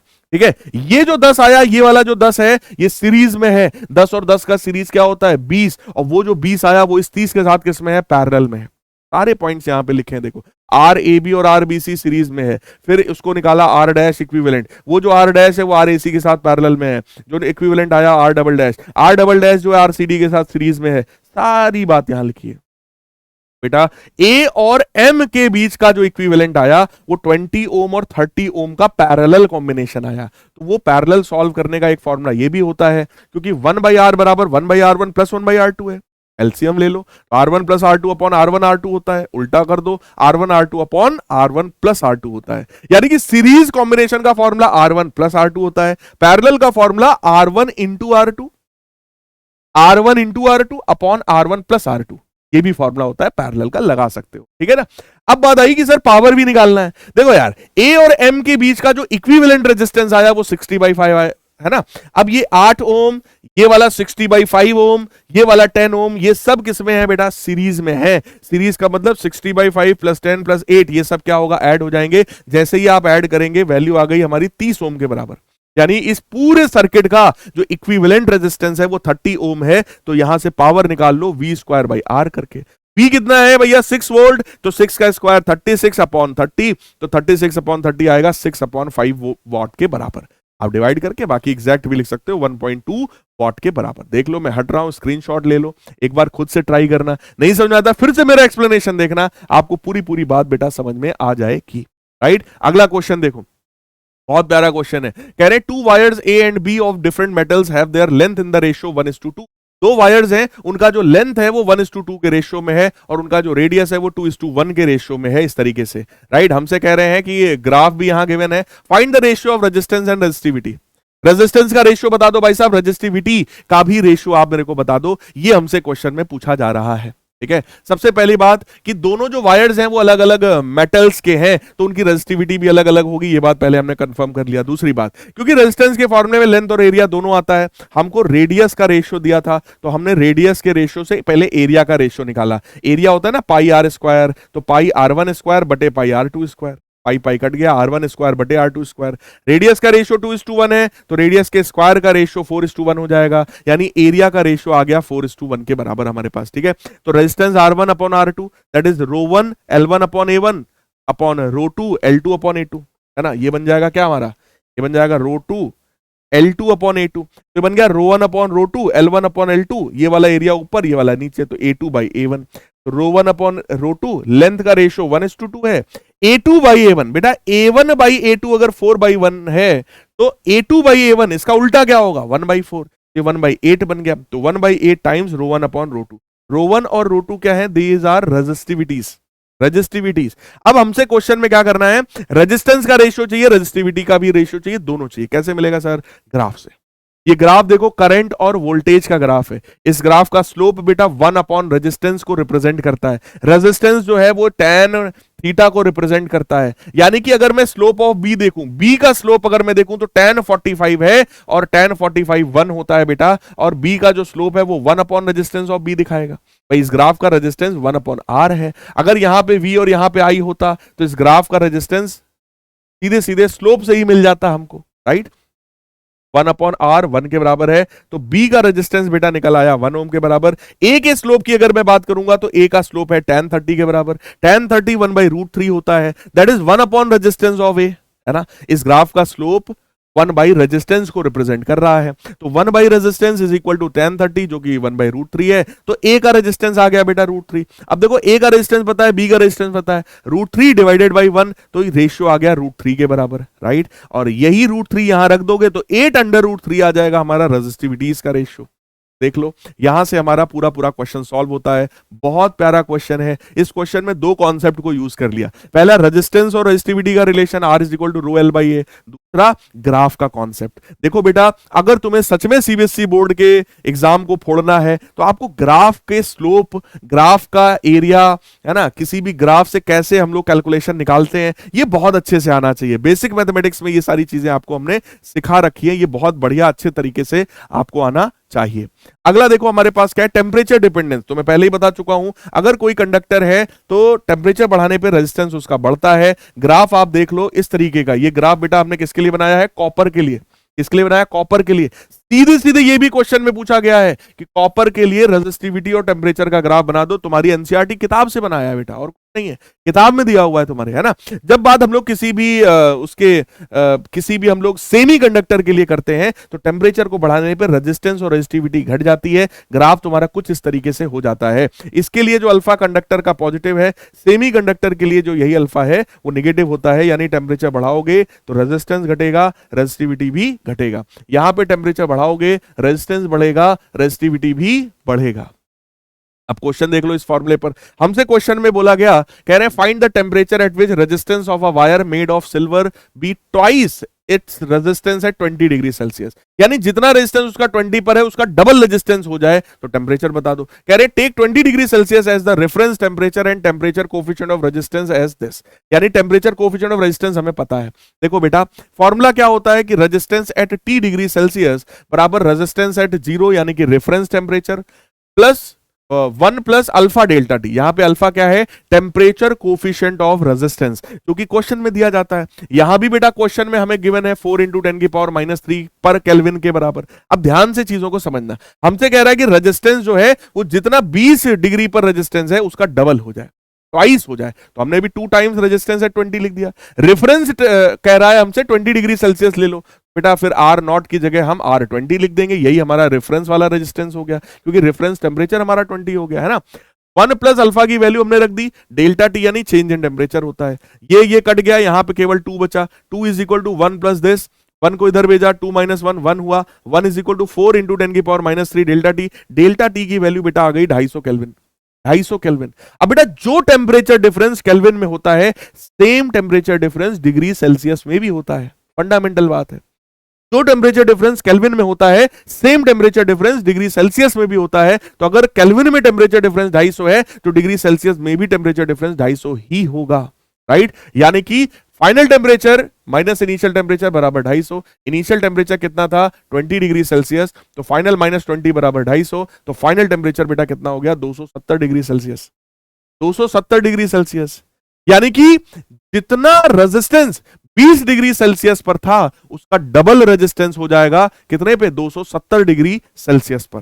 अगला क्वेश्चन सेम फॉर्मूले पर 2024 पी बाई क्यू, सेम वही करा रहा हूं, ध्यान से सब लोग देखना, इसको मैं होमवर्क में दे रहा हूं, ठीक है। सॉल्व्ड क्वेश्चन है, सेम वैरायटी का क्वेश्चन है, सॉल्व कर दिया है मैंने, आप लोग चेक कर रहे हैं। कह रहे हैं define temperature coefficient of resistance क्या होता है। टेम्परेचर कोफिशिएंट ऑफ रेजिस्टेंस के लिए फॉर्मूला क्या हमारा, अरे increase of resistance is equal to R alpha into delta T. यहां पर जो अल्फा है इसी को टेम्परेचर कोफिशिएंट ऑफ रेजिस्टेंस कहते हैं। Temperature coefficient of resistance is simply defined as increase in resistance per unit resistance per unit degree Celsius temperature rise. यही चीज यहां लैंग्वेज में मैंने लिख रखा है। फिर हमसे कह रहा है कि show variation of resistivity with the copper, copper के साथ रेजिस्टिविटी का वेरिएशन दिखाओ भैया। टेम्परेचर बढ़ाओगे रेजिस्टिविटी बढ़ेगा, देखो सेम ग्राफ अभी पीछे दिखाया था मैंने, अरे सेम ग्राफ दिखाया था, सेम ग्राफ देखो कॉपर का दिखाया था, वही वाला सेम ग्राफ यहां बनाना है, ठीक है। तो वही सेम हमने बना दिया भैया। हमसे कह रहे हैं the resistance of the wire is 10 ohm at 27 degree Celsius, 27 degree Celsius पर रेजिस्टेंस 10 ओम है। Find its resistance at minus 73 degree Celsius, कह रहे हैं माइनस 73 डिग्री सेल्सियस पर रेजिस्टेंस कितना होगा, और टेम्परेचर कोफिशिएंट बेटा हमें दे रखा है, राइट। तो भैया 27 पे पता है, माइनस 73 पे पूछ रहा है, फॉर्मूला लगाएंगे resistance at T degree Celsius, resistance at T degree Celsius is equal to resistance at reference temperature 1 plus alpha delta T. बेटा रेफरेंस हम उसी को मान ले रहे हैं जो क्वेश्चन में हमें दिया है। कौन दिया है कि भैया 27 पे दिया है हमको, तो हम 27 को ही रेफरेंस मान ले रहे हैं, 27 को रेफरेंस मान ले रहे हैं। तो 27 का रेजिस्टेंस यहां पर हो गया, ठीक है। और इसका हमें निकालना है 1 प्लस अल्फा डेल्टा टी, यानी final temperature minus initial. Final temperature कितना है माइनस 73, इनिशियल कितना था बेटा 27, तो माइनस 73 माइनस 27, अरे फाइनल माइनस इनिशियल, यही तो होता है चेंज इन टेम्परेचर। ये हमने लगा दिया, रेजिस्टेंस की वैल्यू माइनस 73 पर, that is equal to 27 degree पर रेजिस्टेंस कितना है बेटा 10 ओम, हमने रख दिया 1 माइनस 73 और 27 मिलके कितना हो जाएगा 100, वो भी माइनस का, तो माइनस 100 इंटू अल्फा। अल्फा की वैल्यू क्वेश्चन में कितनी है 1.7 इंटू 10 की पावर माइनस 4, ठीक है। 10 की पावर माइनस 4 और 100 मल्टीप्लाई होगा 10 की पावर माइनस 2 बनेगा, ठीक है। तो ये वैल्यू इतनी आएगी, 1 में से सब्ट्रैक्ट करोगे इतना आएगा, 10 का मल्टीप्लाई करोगे तो इतना आ जाएगा। यानी रेजिस्टेंस की वैल्यू माइनस 73 डिग्री सेल्सियस पर लगभग कितनी निकल करके आएगी 9.83 ओम के बराबर। देखो अब ये सेम क्वेश्चन 3 नंबर में आया हुआ क्वेश्चन है। अगर ये क्वेश्चन 3 मार्क्स में आता है, एक नंबर एक नंबर एक नंबर, तो आपने जैसा किया है बिल्कुल वैसा ही करना है। लेकिन यही नीचे वाला क्वेश्चन मान लो ये पूरा का पूरा 5 नंबर में आए, जिसमें तुमसे कहें कि ये 1 नंबर का, ये 1 नंबर का, और ये नीचे वाला अकेला 3 नंबर का है।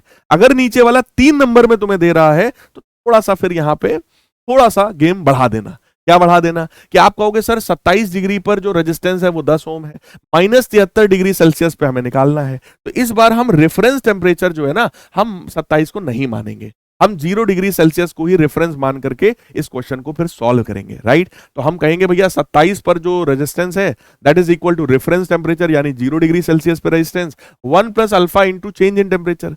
जब रेफरेंस टेम्परेचर 0 डिग्री सेल्सियस को माना है तो 27 और 0 डिग्री में डिफरेंस कितने का हुआ 27 का, तो ये डेल्टा टी की जगह मैंने 27 लिख दिया है। सेकंड केस में जब माइनस 73 के लिए मैं निकालना चाहता हूं तो R not 1 plus alpha into change in temperature minus 73 हो जाएगा इस बार, है ना जी। अब हम क्या करेंगे, हम इन दोनों इक्वेशंस को डिवाइड करेंगे। जैसे ही डिवाइड करेंगे, इसको आप मान लो इक्वेशन नंबर 1 और इसको मान लो इक्वेशन नंबर 2। जैसे ही आपने इक्वेशन 2 बाई इक्वेशन 1 किया, इक्वेशन 2 बाई इक्वेशन 1 करोगे बेटा, resistance at minus 73 divided by this, इसकी वैल्यू 10 ओम है, तो this by this, R not cut गया, 1 प्लस अल्फा माइनस 73 है ना। तो 1 प्लस अल्फा की वैल्यू हमने रखी, -73 ब्रैकेट में रखा, 1 प्लस अल्फा 27, तो 1 प्लस 27 इंटू अल्फा। बेटा इसको हमने सिंप्लीफाई किया, देखो इसको हमने सिंप्लीफाई किया, ये आया, इसको सिंप्लीफाई किया हमने, ये आया। सिंप्लीफाई आप भी कर सकते हैं, आप 12th में, कोई दिक्कत नहीं है, करो सॉल्व। इसको हमने लिखा ऐसा, इसको हमने लिखा ऐसा, एग्जैक्ट सॉल्व किया। देखो रेजिस्टेंस की वैल्यू -73 डिग्री सेल्सियस पे आप चेक करो एग्जैक्ट आंसर क्या आ रहा है, दैट इज 9.83077 ओम के बराबर। ठीक है, ये एग्जैक्ट हो गया, थोड़ा सा कैलकुलेशन बढ़ गया है। 0 डिग्री सेल्सियस को हमने रेफरेंस टेम्परेचर मान लिया है, जबकि इसके पहले वाले सोल्यूशन में हमने 27 डिग्री को ही रेफरेंस माना था। यहां पे आंसर कितना आया, 9.83 आया है, इसमें कितना आया, 9.83077 ओम आया है, थोड़ा ज्यादा एक्यूरेट आ गया है बस। तो अगर 3 नंबर में ये क्वेश्चन आए तो ऐसा करना, 1 नंबर में आए तो ऐसा ही करके आप आगे बढ़ सकते हो। दोनों चीज मैंने आपको बता दिया, आंसर में बहुत बड़ा फर्क बेटा यहां पे नहीं आता है, राइट। अब बात है किसी भी इलेक्ट्रिकल सेल के बारे में, तो भैया कोई भी इलेक्ट्रिक सेल का क्या गेम होता है। देखो किसी भी इलेक्ट्रिक सेल में दो मेन चीज होती है, एक उसका अपना इंटरनल रेजिस्टेंस, दूसरा होता है इसका अपना ईएमएफ। जब कोई भी सेल आइसोलेटेड कंडीशन में रखा होता है, ठीक है, तो उसका मतलब वो करंट नहीं दे रहा है, ना वो सेल चार्ज हो रहा है ना वो डिस्चार्ज हो रहा है, उस कंडीशन में उसका जो टर्मिनल पोटेंशियल डिफरेंस होता है वही उसके ईएमएफ के बराबर होता है। यानी कि अगर ये सेल सिंपली ऐसे रखा है तो इसका टर्मिनल पोटेंशियल डिफरेंस ही इसके ईएमएफ के बराबर है। लेकिन अगर मैं यहां पे इस सेल को ऐसा रख दूं, ये सेल है, इसको हमने एक एक्सटर्नल रेजिस्टेंस किसी बल्ब वगैरह से हमने जोड़ दिया, अब ये सेल क्या करेगा बेटा, अब ये सेल जो है वो करंट देगा। अगर यहां से करंट निकल रहा है तो अब इसका जो टर्मिनल पोटेंशियल डिफरेंस होगा V, वो E माइनस आई आर के बराबर होगा, E माइनस आई आर के बराबर हो जाएगा। एक्चुअली इसके ईएमएफ में से कुछ पार्ट वेस्ट हो जाता है इंटरनल रेजिस्टेंस। टोटल इसका वोल्टेज था ईएमएफ के बराबर, में से कुछ इसका वोल्टेज जो है इंटरनल रेजिस्टेंस में वेस्ट हो जाता है, तो उस ई में से आई आर घटा दिया जाता है, जो रिमेनिंग बचता है वही हमारे एक्सटर्नल रेजिस्टेंस में जा पाता है। तो जो एक्सटर्नल रेजिस्टेंस में वोल्टेज जा रहा है उसको टर्मिनल पोटेंशियल डिफरेंस कहते हैं। किसी भी सेल का जो टोटल वोल्टेज, ओरिजिनल वोल्टेज है, वो उसका ईएमएफ कहलाता है, स्मॉल आर उसका इंटरनल रेजिस्टेंस है। सर आई आर का नाम क्या होगा, आई आर को हम लोग बोल सकते हैं वोल्टेज ड्रॉप, इसको हम लोग क्या बोल सकते हैं, आई आर का नाम होता है voltage drop in internal resistance. Internal resistance में जितना वोल्टेज ड्रॉप हुआ है, तो देखो 2 पॉइंट्स की बात यहां पे आपसे उन्होंने कर दिया। पहला कह रहे हैं टर्मिनल पोटेंशियल डिफरेंस क्या होता है भैया, राइट। फिर आपको बताया इंटरनल रेजिस्टेंस क्या होता है। इंटरनल रेजिस्टेंस किन किन चीजों पे डिपेंड करता है, ये खास बात है। अगर डिस्टेंस बिटवीन द इलेक्ट्रोड्स की मैं बात करूं, उसको बढ़ाओगे तो इंटरनल रेजिस्टेंस जो है बढ़ जाएगा।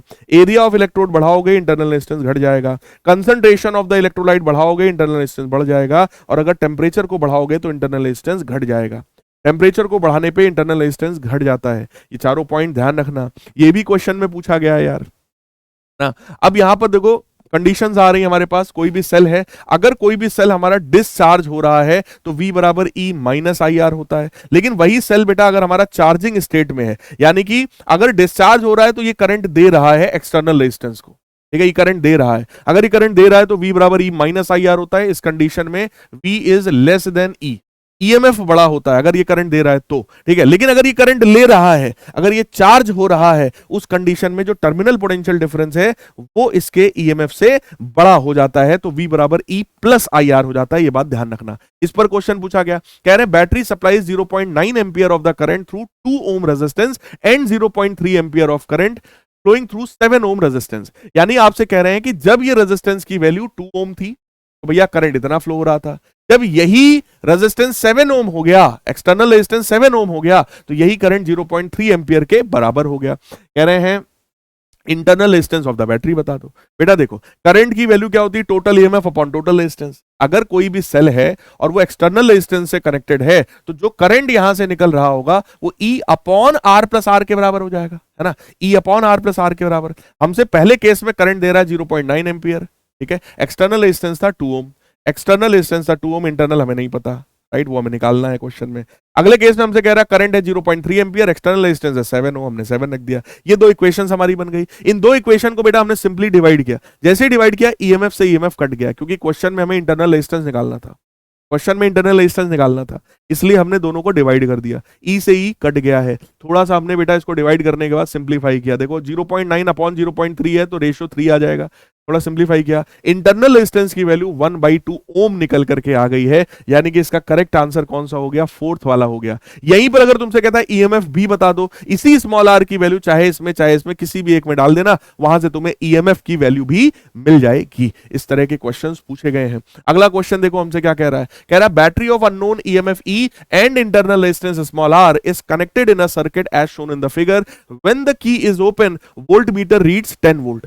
बेटा जब ये की ओपन थी, मतलब जब करंट फ्लो नहीं हो रहा था, तब जो वोल्ट मीटर है वो क्या रीडिंग मेजर करेगा, आप खुद सोचो। अगर करंट फ्लो नहीं हो रहा है, ये सेल ना तो करंट दे रहा है ना ले रहा है, अगर करंट ही नहीं है यहां पर, तो ये जो वोल्ट मीटर है जो कि सेल के साथ पैरेलल में लगा हुआ है, वो इसके ईएमएफ को मेजर करेगा। यानी कि उसका ईएमएफ कितना क्वेश्चन में दे रहा है, 10 वोल्ट के बराबर।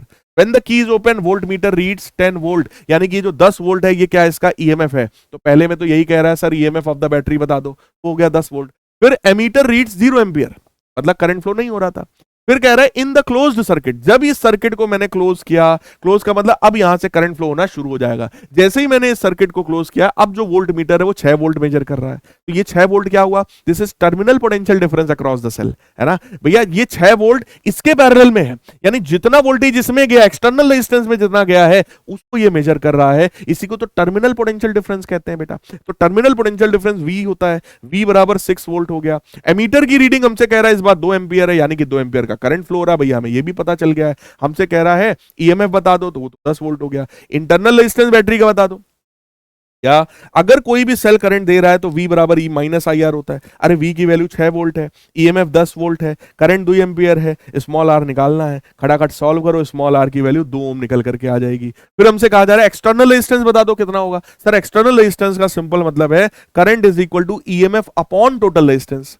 करंट जो है वो EMF divided by total resistance हो जाएगा। देखो बेटा एमीटर का रेजिस्टेंस, अगर आइडियल एमीटर है इसका रेजिस्टेंस 0 माना जाता है, आइडियल वोल्ट मीटर है इसका जो है रेजिस्टेंस इनफाइनाइट माना जाता है। तो इसको और इसको तो छोड़ ही दो, उससे कोई मतलब नहीं है। यानी कि ये कैपिटल आर और ये स्मॉल आर किसमें था, सीरीज में। सर सीरीज कैसे पता, अरे जो करंट निकल रहा है वही इसमें जाएगा, वही होते हुए इसमें जाएगा, सीधी सी बात है ना। तो आई बराबर E upon R plus R हो गया। करंट 2 एम्पियर था, ईएमएफ हमें पता है, स्मॉल आर हमें पता है, कैपिटल आर निकालना था, रख दो यार। 3 ओम के बराबर हमारा आंसर आएगा। यानी कि एक्सटर्नल रेजिस्टेंस भी हमने निकाल लिया, इंटरनल भी निकाल लिया, ईएमएफ ऑफ बैटरी भी हमने निकाल लिया, सारी चीजें सॉल्व हो गई। अगला देखो क्या है, कॉम्बिनेशन ऑफ सेल्स। बेटा आप सेल्स को सीरीज में, पैरेलल में, मिक्स ग्रुपिंग में, किसी भी तरीके से हम लोग कंबाइन कर सकते हैं। मिक्स ग्रुपिंग आपके सिलेबस में नहीं है सीबीएसई में, बट हाँ सीरीज और पैरेलल ग्रुपिंग जरूर आपके सिलेबस में है।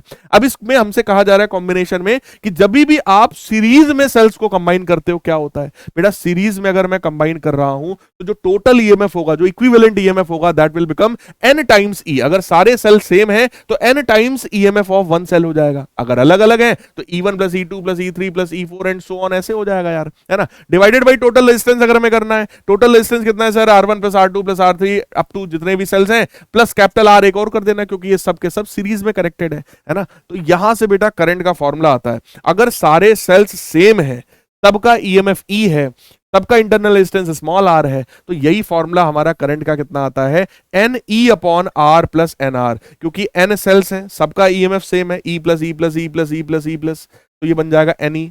ठीक है, एक एक्सटर्नल रेजिस्टेंस था, सबके अपने इंटरनल रेजिस्टेंस थे, तो एनआर हो गया। सीरीज कॉम्बिनेशन ऑफ सेल तब यूज करते हैं जब एक्सटर्नल रेजिस्टेंस की वैल्यू इंटरनल रेजिस्टेंस से बहुत बहुत ज्यादा होती है, तब राइट। पैरेलल वाला कॉम्बिनेशन हम लोग जब यूज करते हैं तो आप चेक कर लो, करंट की वैल्यू हो जाती है E upon R plus R by N के बराबर। इसका सब प्रॉपर डेरिवेशन होता है। जब इंटरनल रेजिस्टेंस बहुत ज्यादा होता है तब हम लोग पैरेलल ग्रुपिंग को प्रेफर कर रहे होते हैं। अब इस पर क्वेश्चन है, हमसे कह रहा है the student is asked to connect 4 cells, 4 cells को जोड़ना है, सबका ईएमएफ ही है, सबका इंटरनल रेजिस्टेंस जो है स्मॉल आर के बराबर है। ठीक है, but she connects 1 cell wrongly in series. देखो एक सेल बेटा ऐसा है, उसने 3 सेल को सही जोड़ा है, 3 सेल्स को सही जोड़ा, एक उसने उल्टा जोड़ दिया यार, एक सेल उस बच्ची ने उल्टा जोड़ दिया।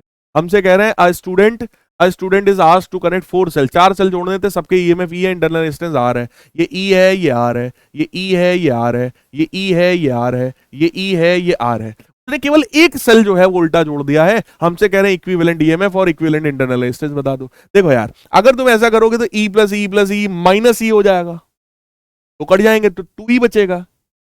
नेट ईएमएफ नेट ईएमएफ कितना आएगा बेटा, ई सपोर्टिंग में ये वाला एक उल्टा जुड़ गया, ये कट जाएगा, वैल्यू कितनी आएगी 2e के बराबर। लेकिन इंटरनल डिस्टेंस तो सबके ऐड होंगे, तो 2e और 4r, अरे भाई 2e और 4r, 2e और 4r है ना, 2e और 4r। अगला क्वेश्चन क्या है, कह रहे हैं two batteries of the EMF 6 volt and 3 volt, 6 volt और 3 वोल्ट है, and internal resistance of 0.8 ohm and 0.2 ohm. तो 0.8 ओम इसका है, 0.2 एम इसका है, सीरीज में जोड़ा गया, एक्सटर्नल रेजिस्टेंस की वैल्यू आर के बराबर है, आर से हमने जोड़ा है, ठीक है। हमसे कह रहे हैं find the value of R so that potential difference across the 6 volt battery is 0। हमसे कह रहे हैं कैपिटल आर की वैल्यू बता दो अगर अगर इस वाली बैटरी के अक्रॉस पोटेंशियल डिफरेंस 0 है। देखो किसी भी बैटरी के अक्रॉस अगर पोटेंशियल डिफरेंस 0 होता है, इसका मतलब वो बैटरी शॉर्ट सर्किटेड है।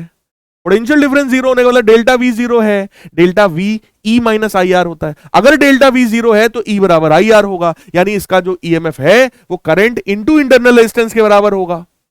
इसका जो ईएमएफ है वो करंट इंटू इंटरनल रेजिस्टेंस के बराबर होगा। तो 6 is equal to current into internal resistance 0.8 होगा। यहां से सर्किट में फ्लो होने वाला करंट तुम सीधे सीधे निकाल सकते हो, यहां से तुम सर्किट में फ्लो होने वाला करंट सीधे सीधे निकाल सकते हो। और जब करंट तुम्हें मिल गया है, तुमसे कह रहा है इसके अक्रॉस का पोटेंशियल डिफरेंस जो है भैया 0 होना चाहिए, सॉरी इसके अक्रॉस का पोटेंशियल डिफरेंस 0 होना चाहिए, ठीक है। तो यहां से देखो अब हमने क्या किया, सबसे पहले हमने पूरे सर्किट में फ्लो होने वाला करंट निकाला। ये पूरे सर्किट में फ्लो होने वाला करंट निकालो, कैसे मिलेगा सर, यहां से आई करंट अगर निकल रहा है बेटा, यहां से अगर आई करंट निकल रहा है तो total EMF upon total resistance, total EMF कितना है 6 वोल्ट और 3 वोल्ट यानी 9, टोटल रेजिस्टेंस कितना है आर प्लस 0.2 प्लस 0.8, ये सब सीरीज में था, जोड़ दिया, यही तो आया करंट, यही करंट इसके बराबर है। अरे यही करंट इसके बराबर है, जैसे ही इसको इसके बराबर करोगे, सॉल्व करोगे, आपको आपका आंसर मिल जाएगा 0.2 के बराबर, 0.2 ओम के बराबर। देख लो देख लो, है ना, यहां से हमने करंट निकाल लिया है, यही करंट यहां से भी निकाला है, दोनों आपस में बराबर है। जैसे ही बराबर करोगे बेटा, सॉल्व होकर के रेजिस्टेंस की वैल्यू 0.2 आ जाएगा। देखो किसी भी क्वेश्चन में ना डरना नहीं, उस क्वेश्चन को पढ़ना, राइट, मैं किनारे हट जा रहा हूं, क्वेश्चन को आप पढ़ो और उसको समझने की कोशिश करो, क्या पूछा है, सोल्यूशन में मैंने क्या लिखा है, ठीक है ना। अगला कॉम्बिनेशन ऑफ सेल में ही बेटा पैरेलल कॉम्बिनेशन, कभी भी ऐसा क्वेश्चन आ जाए ये E1 है, ये R1 है, E2 है, R2 है, कहेगा इक्विवेलेंट ईएमएफ बता दो, इस तरह का भी क्वेश्चन पूछा गया है। इसका सीधे सीधे फॉर्मूला होता है, इक्विवेलेंट ईएमएफ का फॉर्मूला क्या है, E1 बटे R1 प्लस E2 बटे R2 upon 1 by R1 plus 1 by R2। Net internal resistance parallel combination में 1 by R is equal to 1 by R1 plus 1 by R2 होता है। देखो इस पर बेस्ड क्वेश्चन पूछा गया, हमसे कह रहा है एक सेल ये है, उसका इंटरनल रेजिस्टेंस, ये वाला सेल है, इसका इंटरनल रेजिस्टेंस, हमसे कह रहा है नेट ईएमएफ बता दो सर्किट में क्या आएगा। तो हमने भी फॉर्मूला लगा, इक्विवेलेंट ईएमएफ क्या होता है बेटा, E1 बटे R1 यानी 12 बटे 1 प्लस E2 बटे R2 यानी 6 अपॉन 0.5, ठीक है, divided by 1 by R1 plus 1 by R2। Simplify किया, ये 12 बना, 0.5 का मतलब 1 बाई 2, 2 गया ऊपर 12 बन गया, ये भी 2 गया ऊपर तो 2 बन गया, तो ये 12 12 24 और 1 प्लस 3 3 हो गया, तो 24/3 यानी कि 8 वोल्ट, यानी कि हमारा आंसर कौन सा हो गया 8 वोल्ट। हमने हालांकि इक्विवेलेंट रेजिस्टेंस भी निकाल के तुम्हें दिखा दिया है, अगर कभी पूछा जाए तो भैया पैरेलल में है, पैरेलल वाला फॉर्मूला लगाएंगे, 1/3 ओम आ जाएगा। इक्विवेलेंट सेल बनाने को बोल दे तो ऐसा इक्विवेलेंट सेल बना के रख देना भैया, ये इसका ईएमएफ है, ये इसका इंटरनल रेजिस्टेंस है, राइट। चलो जी अगला, अब एक केस स्टडी बेस्ड क्वेश्चन पूछा गया इस चैप्टर से, केस बेस्ड क्वेश्चन पूछा गया, एक पूरा पैराग्राफ दिया है किसी भी सेल के बारे में, इंटरनल रेजिस्टेंस के बारे में, जरा पढ़िएगा। क्वेश्चन हमसे कह रहा है चूज द इनकरेक्ट स्टेटमेंट, इनमें से गलत स्टेटमेंट को चूज करो। Potential difference between the two terminal of the cell in closed circuit is always less than the EMF during discharging. जब बात डिस्चार्जिंग की करते हैं तो बिल्कुल सही बात है यार, उस कंडीशन में जो टर्मिनल पोटेंशियल डिफरेंस है that is less than EMF होता है, बिल्कुल एकदम सही बात है, हमको तो गलत स्टेटमेंट निकालना है। Internal resistance of the cell decreases with the increase in temperature, ये भी सही है, टेंपरेचर बढ़ाओगे इंटरनल रेजिस्टेंस घट जाएगा, अभी पीछे पढ़ा था हम लोगों ने। Current is drawn from the cell, अगर कोई भी सेल करंट दे रहा है तो V बराबर E माइनस आई आर होता है, ये भी सही है, इसका मतलब यही गलत है। चौथा ही वाला है जो गलत है, तो मैंने बस उसी को टिक मार दिया क्योंकि 3 ऑप्शन हमारे 100% सही हैं। कह रहा है two cells of the EMF 2 volt and 6 volt and internal resistance of 0.1 ohm and 0.4 ohm respectively are connected in parallel. 2 cells हैं बेटा, देखो 2 सेल्स हैं, इनको हम लोगों ने पैरेलल में कनेक्ट करके रखा हुआ है। The equivalent EMF of the combination हमसे कह रहा है, ये रहा हमारा 2 वोल्ट का, ये रहा हमारा 6 वोल्ट का, इंटरनल रेजिस्टेंस है 0.1 ओम, इसका है 0.4 ओम। हमसे कह रहा है इक्विवेलेंट ईएमएफ बता दो। अरे इक्विवेलेंट ईएमएफ का फॉर्मूला क्या था, E1 upon R1 plus E2 upon R2 divided by 1 upon R1 plus 1 upon R2। इस चीज को बेटा सिंप्लीफाई करना, इस स्टेप को सिंप्लीफाई करना, जैसे सिंप्लीफाई करोगे आपका आंसर आ जाएगा इनमें से। ठीक है, आप लोग कमेंट करके बताना कौन सा सही है। कह रहे dipped in a solution electrode exchanges charge with the electrolyte. ठीक है, positive electrode develop a potential of, मतलब positive electrode positive potential develop करता है, निगेटिव इलेक्ट्रोड जो है कह रहा है वो निगेटिव पोटेंशियल डेवलप करता है। ठीक है, relative to the electrolyte adjacent to it when no current is drawn from the cell then. हमसे कह रहा है कि भैया कोई सेल में दो इलेक्ट्रोलाइट होते हैं, मतलब दो इलेक्ट्रोड होते हैं, सॉरी, एक एनोड एक कैथोड। सही है, प्लस माइनस हर एक सेल में होता है। ठीक है, और वो प्लस माइनस एक इलेक्ट्रोलाइट में डूबे होते हैं। तो पॉजिटिव वाला इलेक्ट्रोड होता है वो पॉजिटिव पोटेंशियल क्रिएट करता है, निगेटिव वाला निगेटिव पोटेंशियल क्रिएट करता है। तो कह रहे हैं उस सेल का जो ईएमएफ होता है, देखो यार ईएमएफ तो पॉजिटिव ही होता है ना, किसी भी सेल का जो ईएमएफ होता है दैट इज ऑलवेज पॉजिटिव। तो ईएमएफ की वैल्यू क्या होती है, वो positive potential plus negative potential, दोनों को ओवरऑल जोड़ो जाड़ोगे तो ये हमारा क्या निकल करके आ जाएगा, दैट इज ईएमएफ। इसमें कह रहा है जो ईएमएफ हमारा है वो पॉजिटिव है, यहां दोनों को घटा रहे हैं हमसे। ठीक है, वो पॉजिटिव है, इसमें हमसे कह रहे हैं कि भैया ये निगेटिव होता है ईएमएफ, और इसमें हमसे कह रहे हैं कि जो ईएमएफ हमारा है वो जीरो होता है। तो देखो किसी भी सेल का जो ईएमएफ है पॉजिटिव होता है, और उसको हम निकालते कैसे हैं, उसको हम निकालते कैसे हैं, पॉजिटिव वाले इलेक्ट्रोड का पोटेंशियल, निगेटिव वाले इलेक्ट्रोड का पोटेंशियल, और उन दोनों का पोटेंशियल डिफरेंस, दोनों का पोटेंशियल डिफरेंस। ठीक है, जैसे एक हमारा इलेक्ट्रोड है मान लो 10 वोल्ट पर, एक है माइनस 10 वोल्ट पे, तो पोटेंशियल डिफरेंस कितने का हुआ बेटा, 20 वोल्ट का। कितने का हुआ, 20 वोल्ट का, यानी कि पॉजिटिव माइनस माइनस निगेटिव वाला। बात समझ रहे हो ना, 10 माइनस माइनस 10 तो कितना आएगा, 20 वोल्ट के बराबर। तो इसका सेकंड वाला ऑप्शन सही होने वाला है। फिर हमसे क्वेश्चन में कह रहा है कि भाई 5 आइडेंटिकल सेल्स हैं, हर एक का ईएमएफ 2 वोल्ट के बराबर है, इंटरनल रेजिस्टेंस 0.1 ओम के बराबर है, पैरेलल में जोड़ा गया है। This combination is in turn is connected to an external resistance of this current flowing through the that resistor is. देखो सबसे पहली बात, 5 सेल्स हैं, 5 सेल्स हैं, पांचों आइडेंटिकल सेल्स हैं, 5 सेल्स हैं, इन पांचों के इस कॉम्बिनेशन को एक एक्सटर्नल रेजिस्टेंस R से जोड़ा गया है। जब कभी भी 5 सेम सेल्स को जोड़ा जाता है तो उनका जो नेट ईएमएफ है वो E के ही बराबर आता है। तो बेटा नेट ईएमएफ जो आएगा वो 2 वोल्ट के ही बराबर आएगा। जब पांचों सेम होते हैं नेट ईएमएफ सेम ही आता है, राइट। अभी पीछे डेरिवेशन में भी ये चीज था। और इंटरनल रेजिस्टेंस अगर मैं देखूं तो इसका है 0.1 0.1 0.1 0.1 0.1 1 by r is equal to 1 upon 0.1 plus 1 upon 0.1 plus 1 upon 0.1। ऐसे से करोगे तो जब 5 सेम है तो उनका जो इक्विवेलेंट इंटरनल रेजिस्टेंस आएगा वो 0.1 बाई 5 आ जाएगा, राइट। आप करके देख लेना, 0.02 ओम आएगा। अब बात आई सर करंट कैसे मिलेगा, current is equal to EMF, equivalent EMF divided by total current, sorry total resistance, equivalent EMF divided by total resistance. तो ईएमएफ की वैल्यू आई 2 वोल्ट, इंटरनल रेजिस्टेंस 0.02 निकाला हमने, एक्सटर्नल रेजिस्टेंस क्वेश्चन में दे रहा है 9.98 के बराबर, इसको ऐड किया 10 आया, 2/10 यानी कि हमारा 1/5 ampere is the right answer, 0.2 ampere is the right answer. ठीक है, यही हमें यहाँ पे सॉल्व करना था, यानी पैरेलल कॉम्बिनेशन ऑफ सेल पर बेटा देखो यहाँ पर हमसे क्वेश्चन पूछ दिया गया। अगला हमसे क्वेश्चन कह रहे हैं potential difference across a cell in open circuit is 6 volt, it become 4 volt when the current of 2 ampere is drawn from it. कोई भी सेल जब ओपन होता है तो उसका ईएमएफ होता है ना, तो ईएमएफ 6 वोल्ट है, टर्मिनल पोटेंशियल डिफरेंस दिया है, करंट दिया है, V बराबर E माइनस आई आर लगाओगे, इंटरनल रेजिस्टेंस आ जाएगा। सेम इसी तरीके का एक न्यूमेरिकल मैं आपको पीछे करा चुका हूं, डिटेल में उसका डिस्कशन भी कर चुका हूं। हमसे कह रहे हैं कॉम्बिनेशन ऑफ सेल्स में देखो मिक्स्ड ग्रुपिंग है, अगर एक साथ कई सारे सेल्स को सीरीज में फिर उस तरह के कई सारे रोज बना दिए जाएं तो करंट की वैल्यू हो जाती है MNE upon MR plus NR के बराबर। और मिक्स्ड ग्रुपिंग हम लोग तब प्रेफर करते हैं जब एक्सटर्नल रेजिस्टेंस और इंटरनल रेजिस्टेंस आपस में बराबर होते हैं। ठीक है, यानी कि कैपिटल R की वैल्यू अगर NR बाई M के बराबर हो जाए, एक्सटर्नल रेजिस्टेंस इंटरनल रेजिस्टेंस के नेट इंटरनल रेजिस्टेंस के बराबर अगर हो जाए तो वहां पे मिक्स ग्रुपिंग करते हैं और ऐसे में करंट की वैल्यू मैक्सिमम होती है। इसी को मैक्सिमम पावर ट्रांसफर थ्योरम भी कहा जाता है मेरे प्यारे बच्चों, राइट। फिर बात आई सर किरचॉफ साहब के लॉज क्या हैं। देखो किरचॉफ के 2 लॉज होते हैं। किरचॉफ ने पहले लॉ में बताया कंजर्वेशन ऑफ चार्ज के बारे में, ठीक है, जिसको किरचॉफ्स नोडल लॉ भी कहते हैं कि भाई total current passing through any junction और नोड इज इक्वल टू 0, ये कंजर्वेशन ऑफ चार्ज है। दूसरा है कंजर्वेशन ऑफ एनर्जी पर बेस्ड, उसने कहा total voltage across any loop is always equal to 0। ठीक है, आने वाला करंट बराबर जाने वाला करंट, तो आई बराबर I1 प्लस I2 होता है। और यहां पर साफ सीधी सी बात है, कोई भी सेल हमेशा अपने प्लस से करंट देता है बेटा, घूम फिर के वो करंट माइनस में आता है, राइट, घूम फिर के ऐसे आएगा। और जब भी देखो सेल में तो प्लस माइनस सिंपल है, बड़ी वाली लाइन प्लस छोटी वाली माइनस, हमेशा किसी भी सेल में प्लस माइनस बनाना है, बड़ी वाली प्लस छोटी वाली माइनस। रेजिस्टेंस के लिए सिर्फ एक कॉन्सेप्ट है, रेजिस्टेंस में जो करंट फ्लो होता है हमेशा हाई पोटेंशियल से लो पोटेंशियल, यानी अगर करंट ऐसे जा रहा है तो ये हाई पोटेंशियल, ये वाला लो पोटेंशियल, इधर हाई पोटेंशियल इधर वाला लो पोटेंशियल, अगर करंट ऐसे जा रहा है इधर हाई पोटेंशियल इधर लो पोटेंशियल।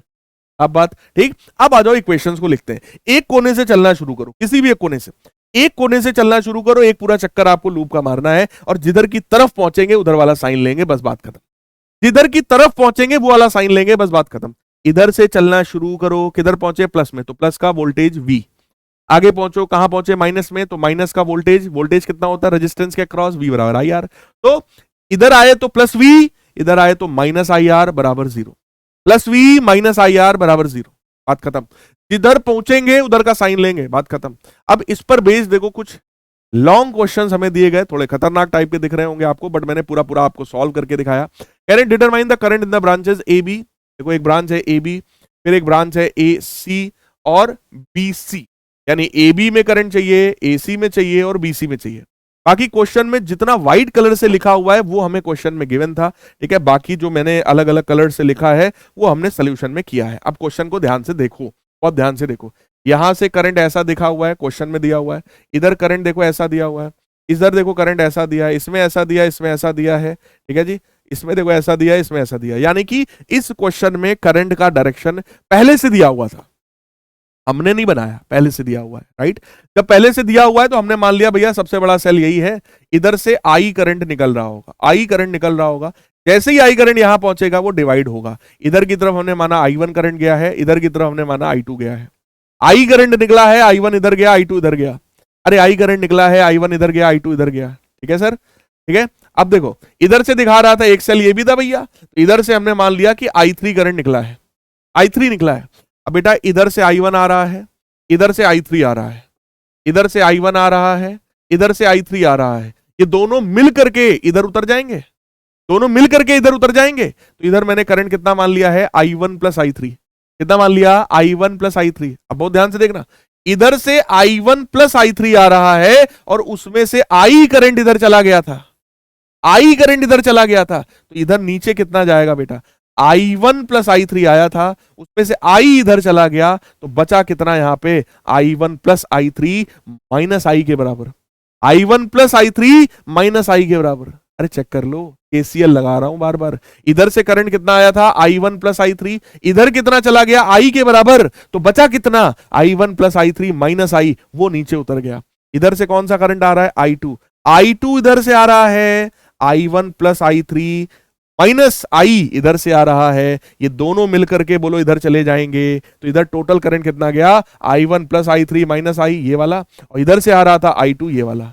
बेटा I1 प्लस I2 I के बराबर है, दोनों एक दूसरे को निपटा देंगे, ओवरऑल क्या बचेगा, I करंट, यानी यहां से I करंट चला जाएगा। और किसी भी सेल की आदत होती है, अगर सेल ने I करंट दिया है, I3 करंट दिया है, तो घूम फिर के I3 करंट ही वापस लेगा, वापस इतना ही करंट लेगा। जैसे यहां पर अगर इसने I करंट दिया है तो इधर से I करंट वापस लेगा, अगर इधर I2 गया है, इधर इस वाले सेल ने अगर I3 दिया है तो इसको I3 वापस चाहिए, ये किसी भी सेल की आदत होती है, राइट। अब बेटा हम क्या कर रहे हैं, देखो KCL हमने लगा लिया जगह जगह पर, KCL हमने जगह जगह पे लगा लिया, पहला वाला लॉ हमने जगह जगह पे लगा लिया। अब लूप लॉ लगाएंगे, लूप लॉ लगाने में बहुत सारे बच्चों को बड़ी दिक्कत आती है, और इस तरह का क्वेश्चन मैं गारंटी ले रहा हूं तुम्हारे बोर्ड एग्जाम में एक तो आएगा, एक लॉन्ग क्वेश्चन इस तरह का मैं गारंटी ले रहा हूं तुम्हारे बोर्ड एग्जाम में आएगा। मैंने इसलिए पूरा सॉल्व किया बेटा, बड़ी मेहनत के साथ, मतलब आप समझो अगर मैं यहां ऑन द स्पॉट सॉल्व करता ना तो ये वाला लेक्चर जाता कम से कम 3 घंटे का। मैंने इस वजह से अपने 1.5 से 2 घंटे मैंने लेक्चर रिकॉर्ड करने के पहले मेहनत किया, मैंने पूरा इसको सॉल्व किया है, उसके बाद मैं तुम्हें समझा रहा हूं, तब जाके ये लेक्चर लगभग 1.5 घंटे में कंप्लीट हो पा रहा है, क्योंकि मैंने कितने सारे क्वेश्चंस यहां पे कराए हैं ये कमेंट करके बताना। बेटा किसी भी लेक्चर को ऐसे मत जज करना कि यार ये तो 1.5 घंटे का है, कौन देखेगा। ये देखो इस 1.5 घंटे में शैलेंद्र सर ने न्यूमेरिकल्स भी कितने करा दिए, एक तो पूरा तुम्हें माइंड मैप दिया, उसके साथ साथ तुम्हें कितने सारे क्वेश्चंस की प्रैक्टिस भी करवा दी जो इंपॉर्टेंट है तुम्हारे लिए। यही तो है पीवाईक्यू जिसके लिए रोते हो सर पीवाईक्यूज करा दो, पीवाईक्यूज करने हैं, पीवाईक्यूज करने हैं। मैं पहले से तुम्हें करा रहा हूं, ठीक है। ध्यान से मेरी बातों को केवल सुनो, मैं गारंटी ले रहा हूं इस सीरीज को 100% फॉलो करोगे, तुम खुद कमेंट करके जाओगे सर इससे अच्छा कुछ नहीं है, देख लेना। अब यहां पे देखो, पहले वाले लूप में आते हैं। ये बेटा हमने इस वाले लूप को हमने पहला माना है, इसको हमने दूसरा माना है, इसको हमने तीसरा माना है। डायरेक्शन कुछ भी मान सकते हो, तुम्हारे ऊपर है। ये हमारा पहला लूप है, ये हमारा पहला लूप है, ठीक है। मैंने नियम क्या सिखाया, एक कोने से चलना शुरू करो, जिधर पहुंच जाओ वो साइन ले लो, जिधर पहुंच जाएंगे वो वाला साइन ले लेंगे, बात खत्म।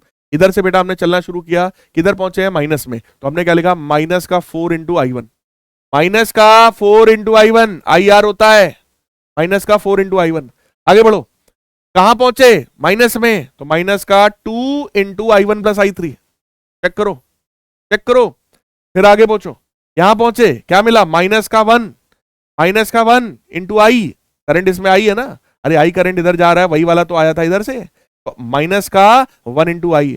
फिर आगे बढ़ो, कहां पहुंचे, प्लस में, प्लस का 10, प्लस का 10, जिधर पहुंचेंगे वो वाला साइन ले लेंगे, बात खत्म। जिधर पहुंचेंगे वो वाला साइन ले लेंगे, बात खत्म। सर एक बार फिर से लूप 2 में आओ, चलो। ये है हमारा लूप 2, ये है हमारा लूप 2, जिधर पहुंचेंगे वो वाला साइन लेंगे। अरे चेक करो ना यार, इधर से चल रहा हूं मैं, इधर से चल रहा हूं मैं, कहां पहुंचे बेटा, -10 पे, माइनस का 10। आगे बढ़ो, प्लस पे पहुंचे, प्लस का करंट कितना आ रहा था, आई करंट, प्लस का आई इंटू 1, प्लस का आई इंटू 1। और आगे बढ़ो, आगे बढ़ो, कहां पहुंचे, अरे ऐसे कहां पहुंचे, माइनस में, माइनस का 2 into current, 2 into current, I one plus I three minus I, देख लो। आगे बढ़ो, कहां पहुंचे, प्लस में, प्लस का 4 into current, I two, plus का 4 इंटू आई टू। अरे दिख रहा है, जिधर पहुंचेंगे बेटा उधर का ले लेंगे, बस। थोड़ा थोड़ा सिंप्लीफाई किया इसको, पहली इक्वेशन आ गई, थोड़ा थोड़ा इसको सिंप्लीफाई किया, दूसरी इक्वेशन आ गई है। ऐसे ही लूप 3 में आओ, ये हमारा लूप 3 है, ये हमारा लूप 3 है, ये जिधर की तरफ पहुंचेंगे बस वो वाला साइन लेंगे, बात खत्म। सारा कंफ्यूजन ही खत्म कर दिया आज मैंने तुम्हारा। इधर से चलना शुरू कर रहे हैं, बोलो किधर पहुंचे, माइनस में, माइनस का 5 वोल्ट, बोलो माइनस का 5 वोल्ट। आगे बढ़ो, कहां पहुंचे, प्लस में पहुंचे, प्लस का 2 इंटू करेंट, चेक करो, प्लस का 2 इंटू करेंट। आगे बढ़ो, कहां पहुंचे, प्लस में, प्लस का 2 इंटू करेंट, प्लस का 2 इंटू करेंट। हल्का सिंप्लीफाई किया, ये आई हमारे पास बेटा 3 इक्वेशंस आ गई, 3 इक्वेशंस आ गई। पहली इक्वेशन i1 और i3 में, दूसरी इक्वेशन i1 i2 और i3 में, तीसरी इक्वेशन i1 i2 और i3 में। 3 इक्वेशंस मेरे पास देखो सामने आ गई हैं। ये इक्वेशन कुछ उसी तरीके से हैं जैसा आपको क्लास 10th में 11th में 3 इक्वेशंस इन 3 अननोन वेरिएबल सिखाया गया। x plus Y plus Z बराबर 10 है, x plus 2y plus 3z बराबर 18 है, x minus Y plus 7z बराबर 12 है।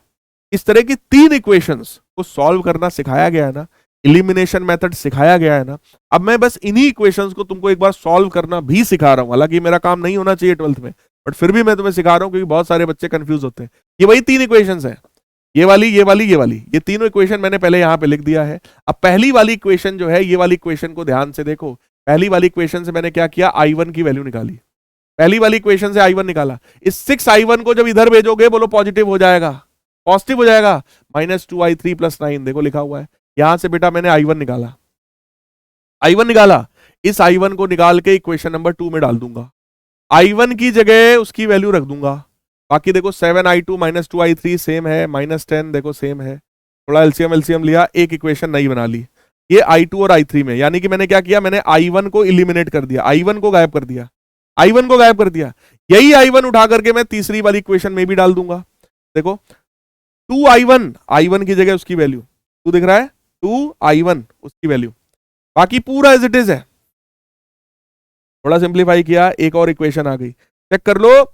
इस वाली इक्वेशन में और इस वाली इक्वेशन में i1 को इलिमिनेट किया बेटा, i2 और i3 में, i2 और i3 में इक्वेशन है। अब मामला कुछ ऐसा बन गया है, 2x + 3y = 5, x + y = 2। Sir ऐसी इक्वेशंस है, कैसे आएगा, अरे सिंपल, फिर और इलिमिनेट करो। अभी तक मैंने क्या इलिमिनेट किया, i1, अब इनमें से i2 या i3 में कोई एक और इलिमिनेट मार दो यार। कैसे करेंगे, सर अगर ये जो इक्वेशन 6 है, देखो भैया यहां पे है 42, यहां पे है 6, अगर नीचे वाली इक्वेशन में मैं 7 का मल्टीप्लाई कर दूं, अरे 6 7 42 होता है यार, अगर मैं 7 का मल्टीप्लाई कर दूं, बोलो 42 आ जाएगा, 42 आ जाएगा, 42 प्लस 70 यहां पे आ जाएगा हमारा 42, चेक करो, चेक करो।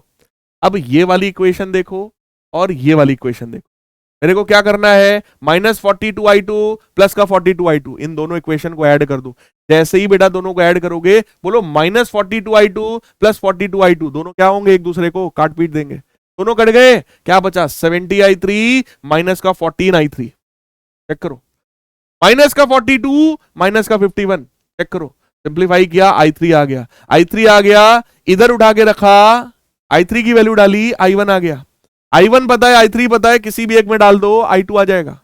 अरे चेक करो यार, i2 आ गया, यानी कि बेटा i1 भी आ गया, i2 भी आ गया, i3 भी आ गया, तीनों वैल्यूज मैंने तुम्हें निकाल के रखी हैं।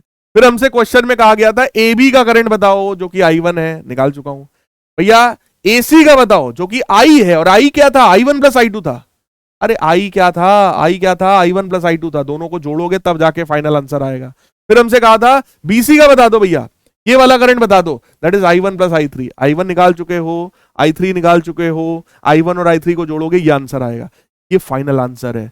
लॉन्ग क्वेश्चन है, समय लगेगा 5 मिनट 10 मिनट, प्रैक्टिस करो, इस तरह के क्वेश्चन को 5 बार लगाओ तुम, कम से कम सेम क्वेश्चन को मैं कह रहा हूं 5 बार तुम लगाओ, तुम्हें कॉन्फिडेंस आ जाएगा, तुम्हें कैलकुलेशन करना आ जाएगा, तुम्हें इक्वेशन सॉल्व करना आ जाएगा। अरे प्रैक्टिस तो करके देखो एक बार, मजा ना आ जाए तो भैया पैसे वापस, सर जी आपने तो लिए ही नहीं है।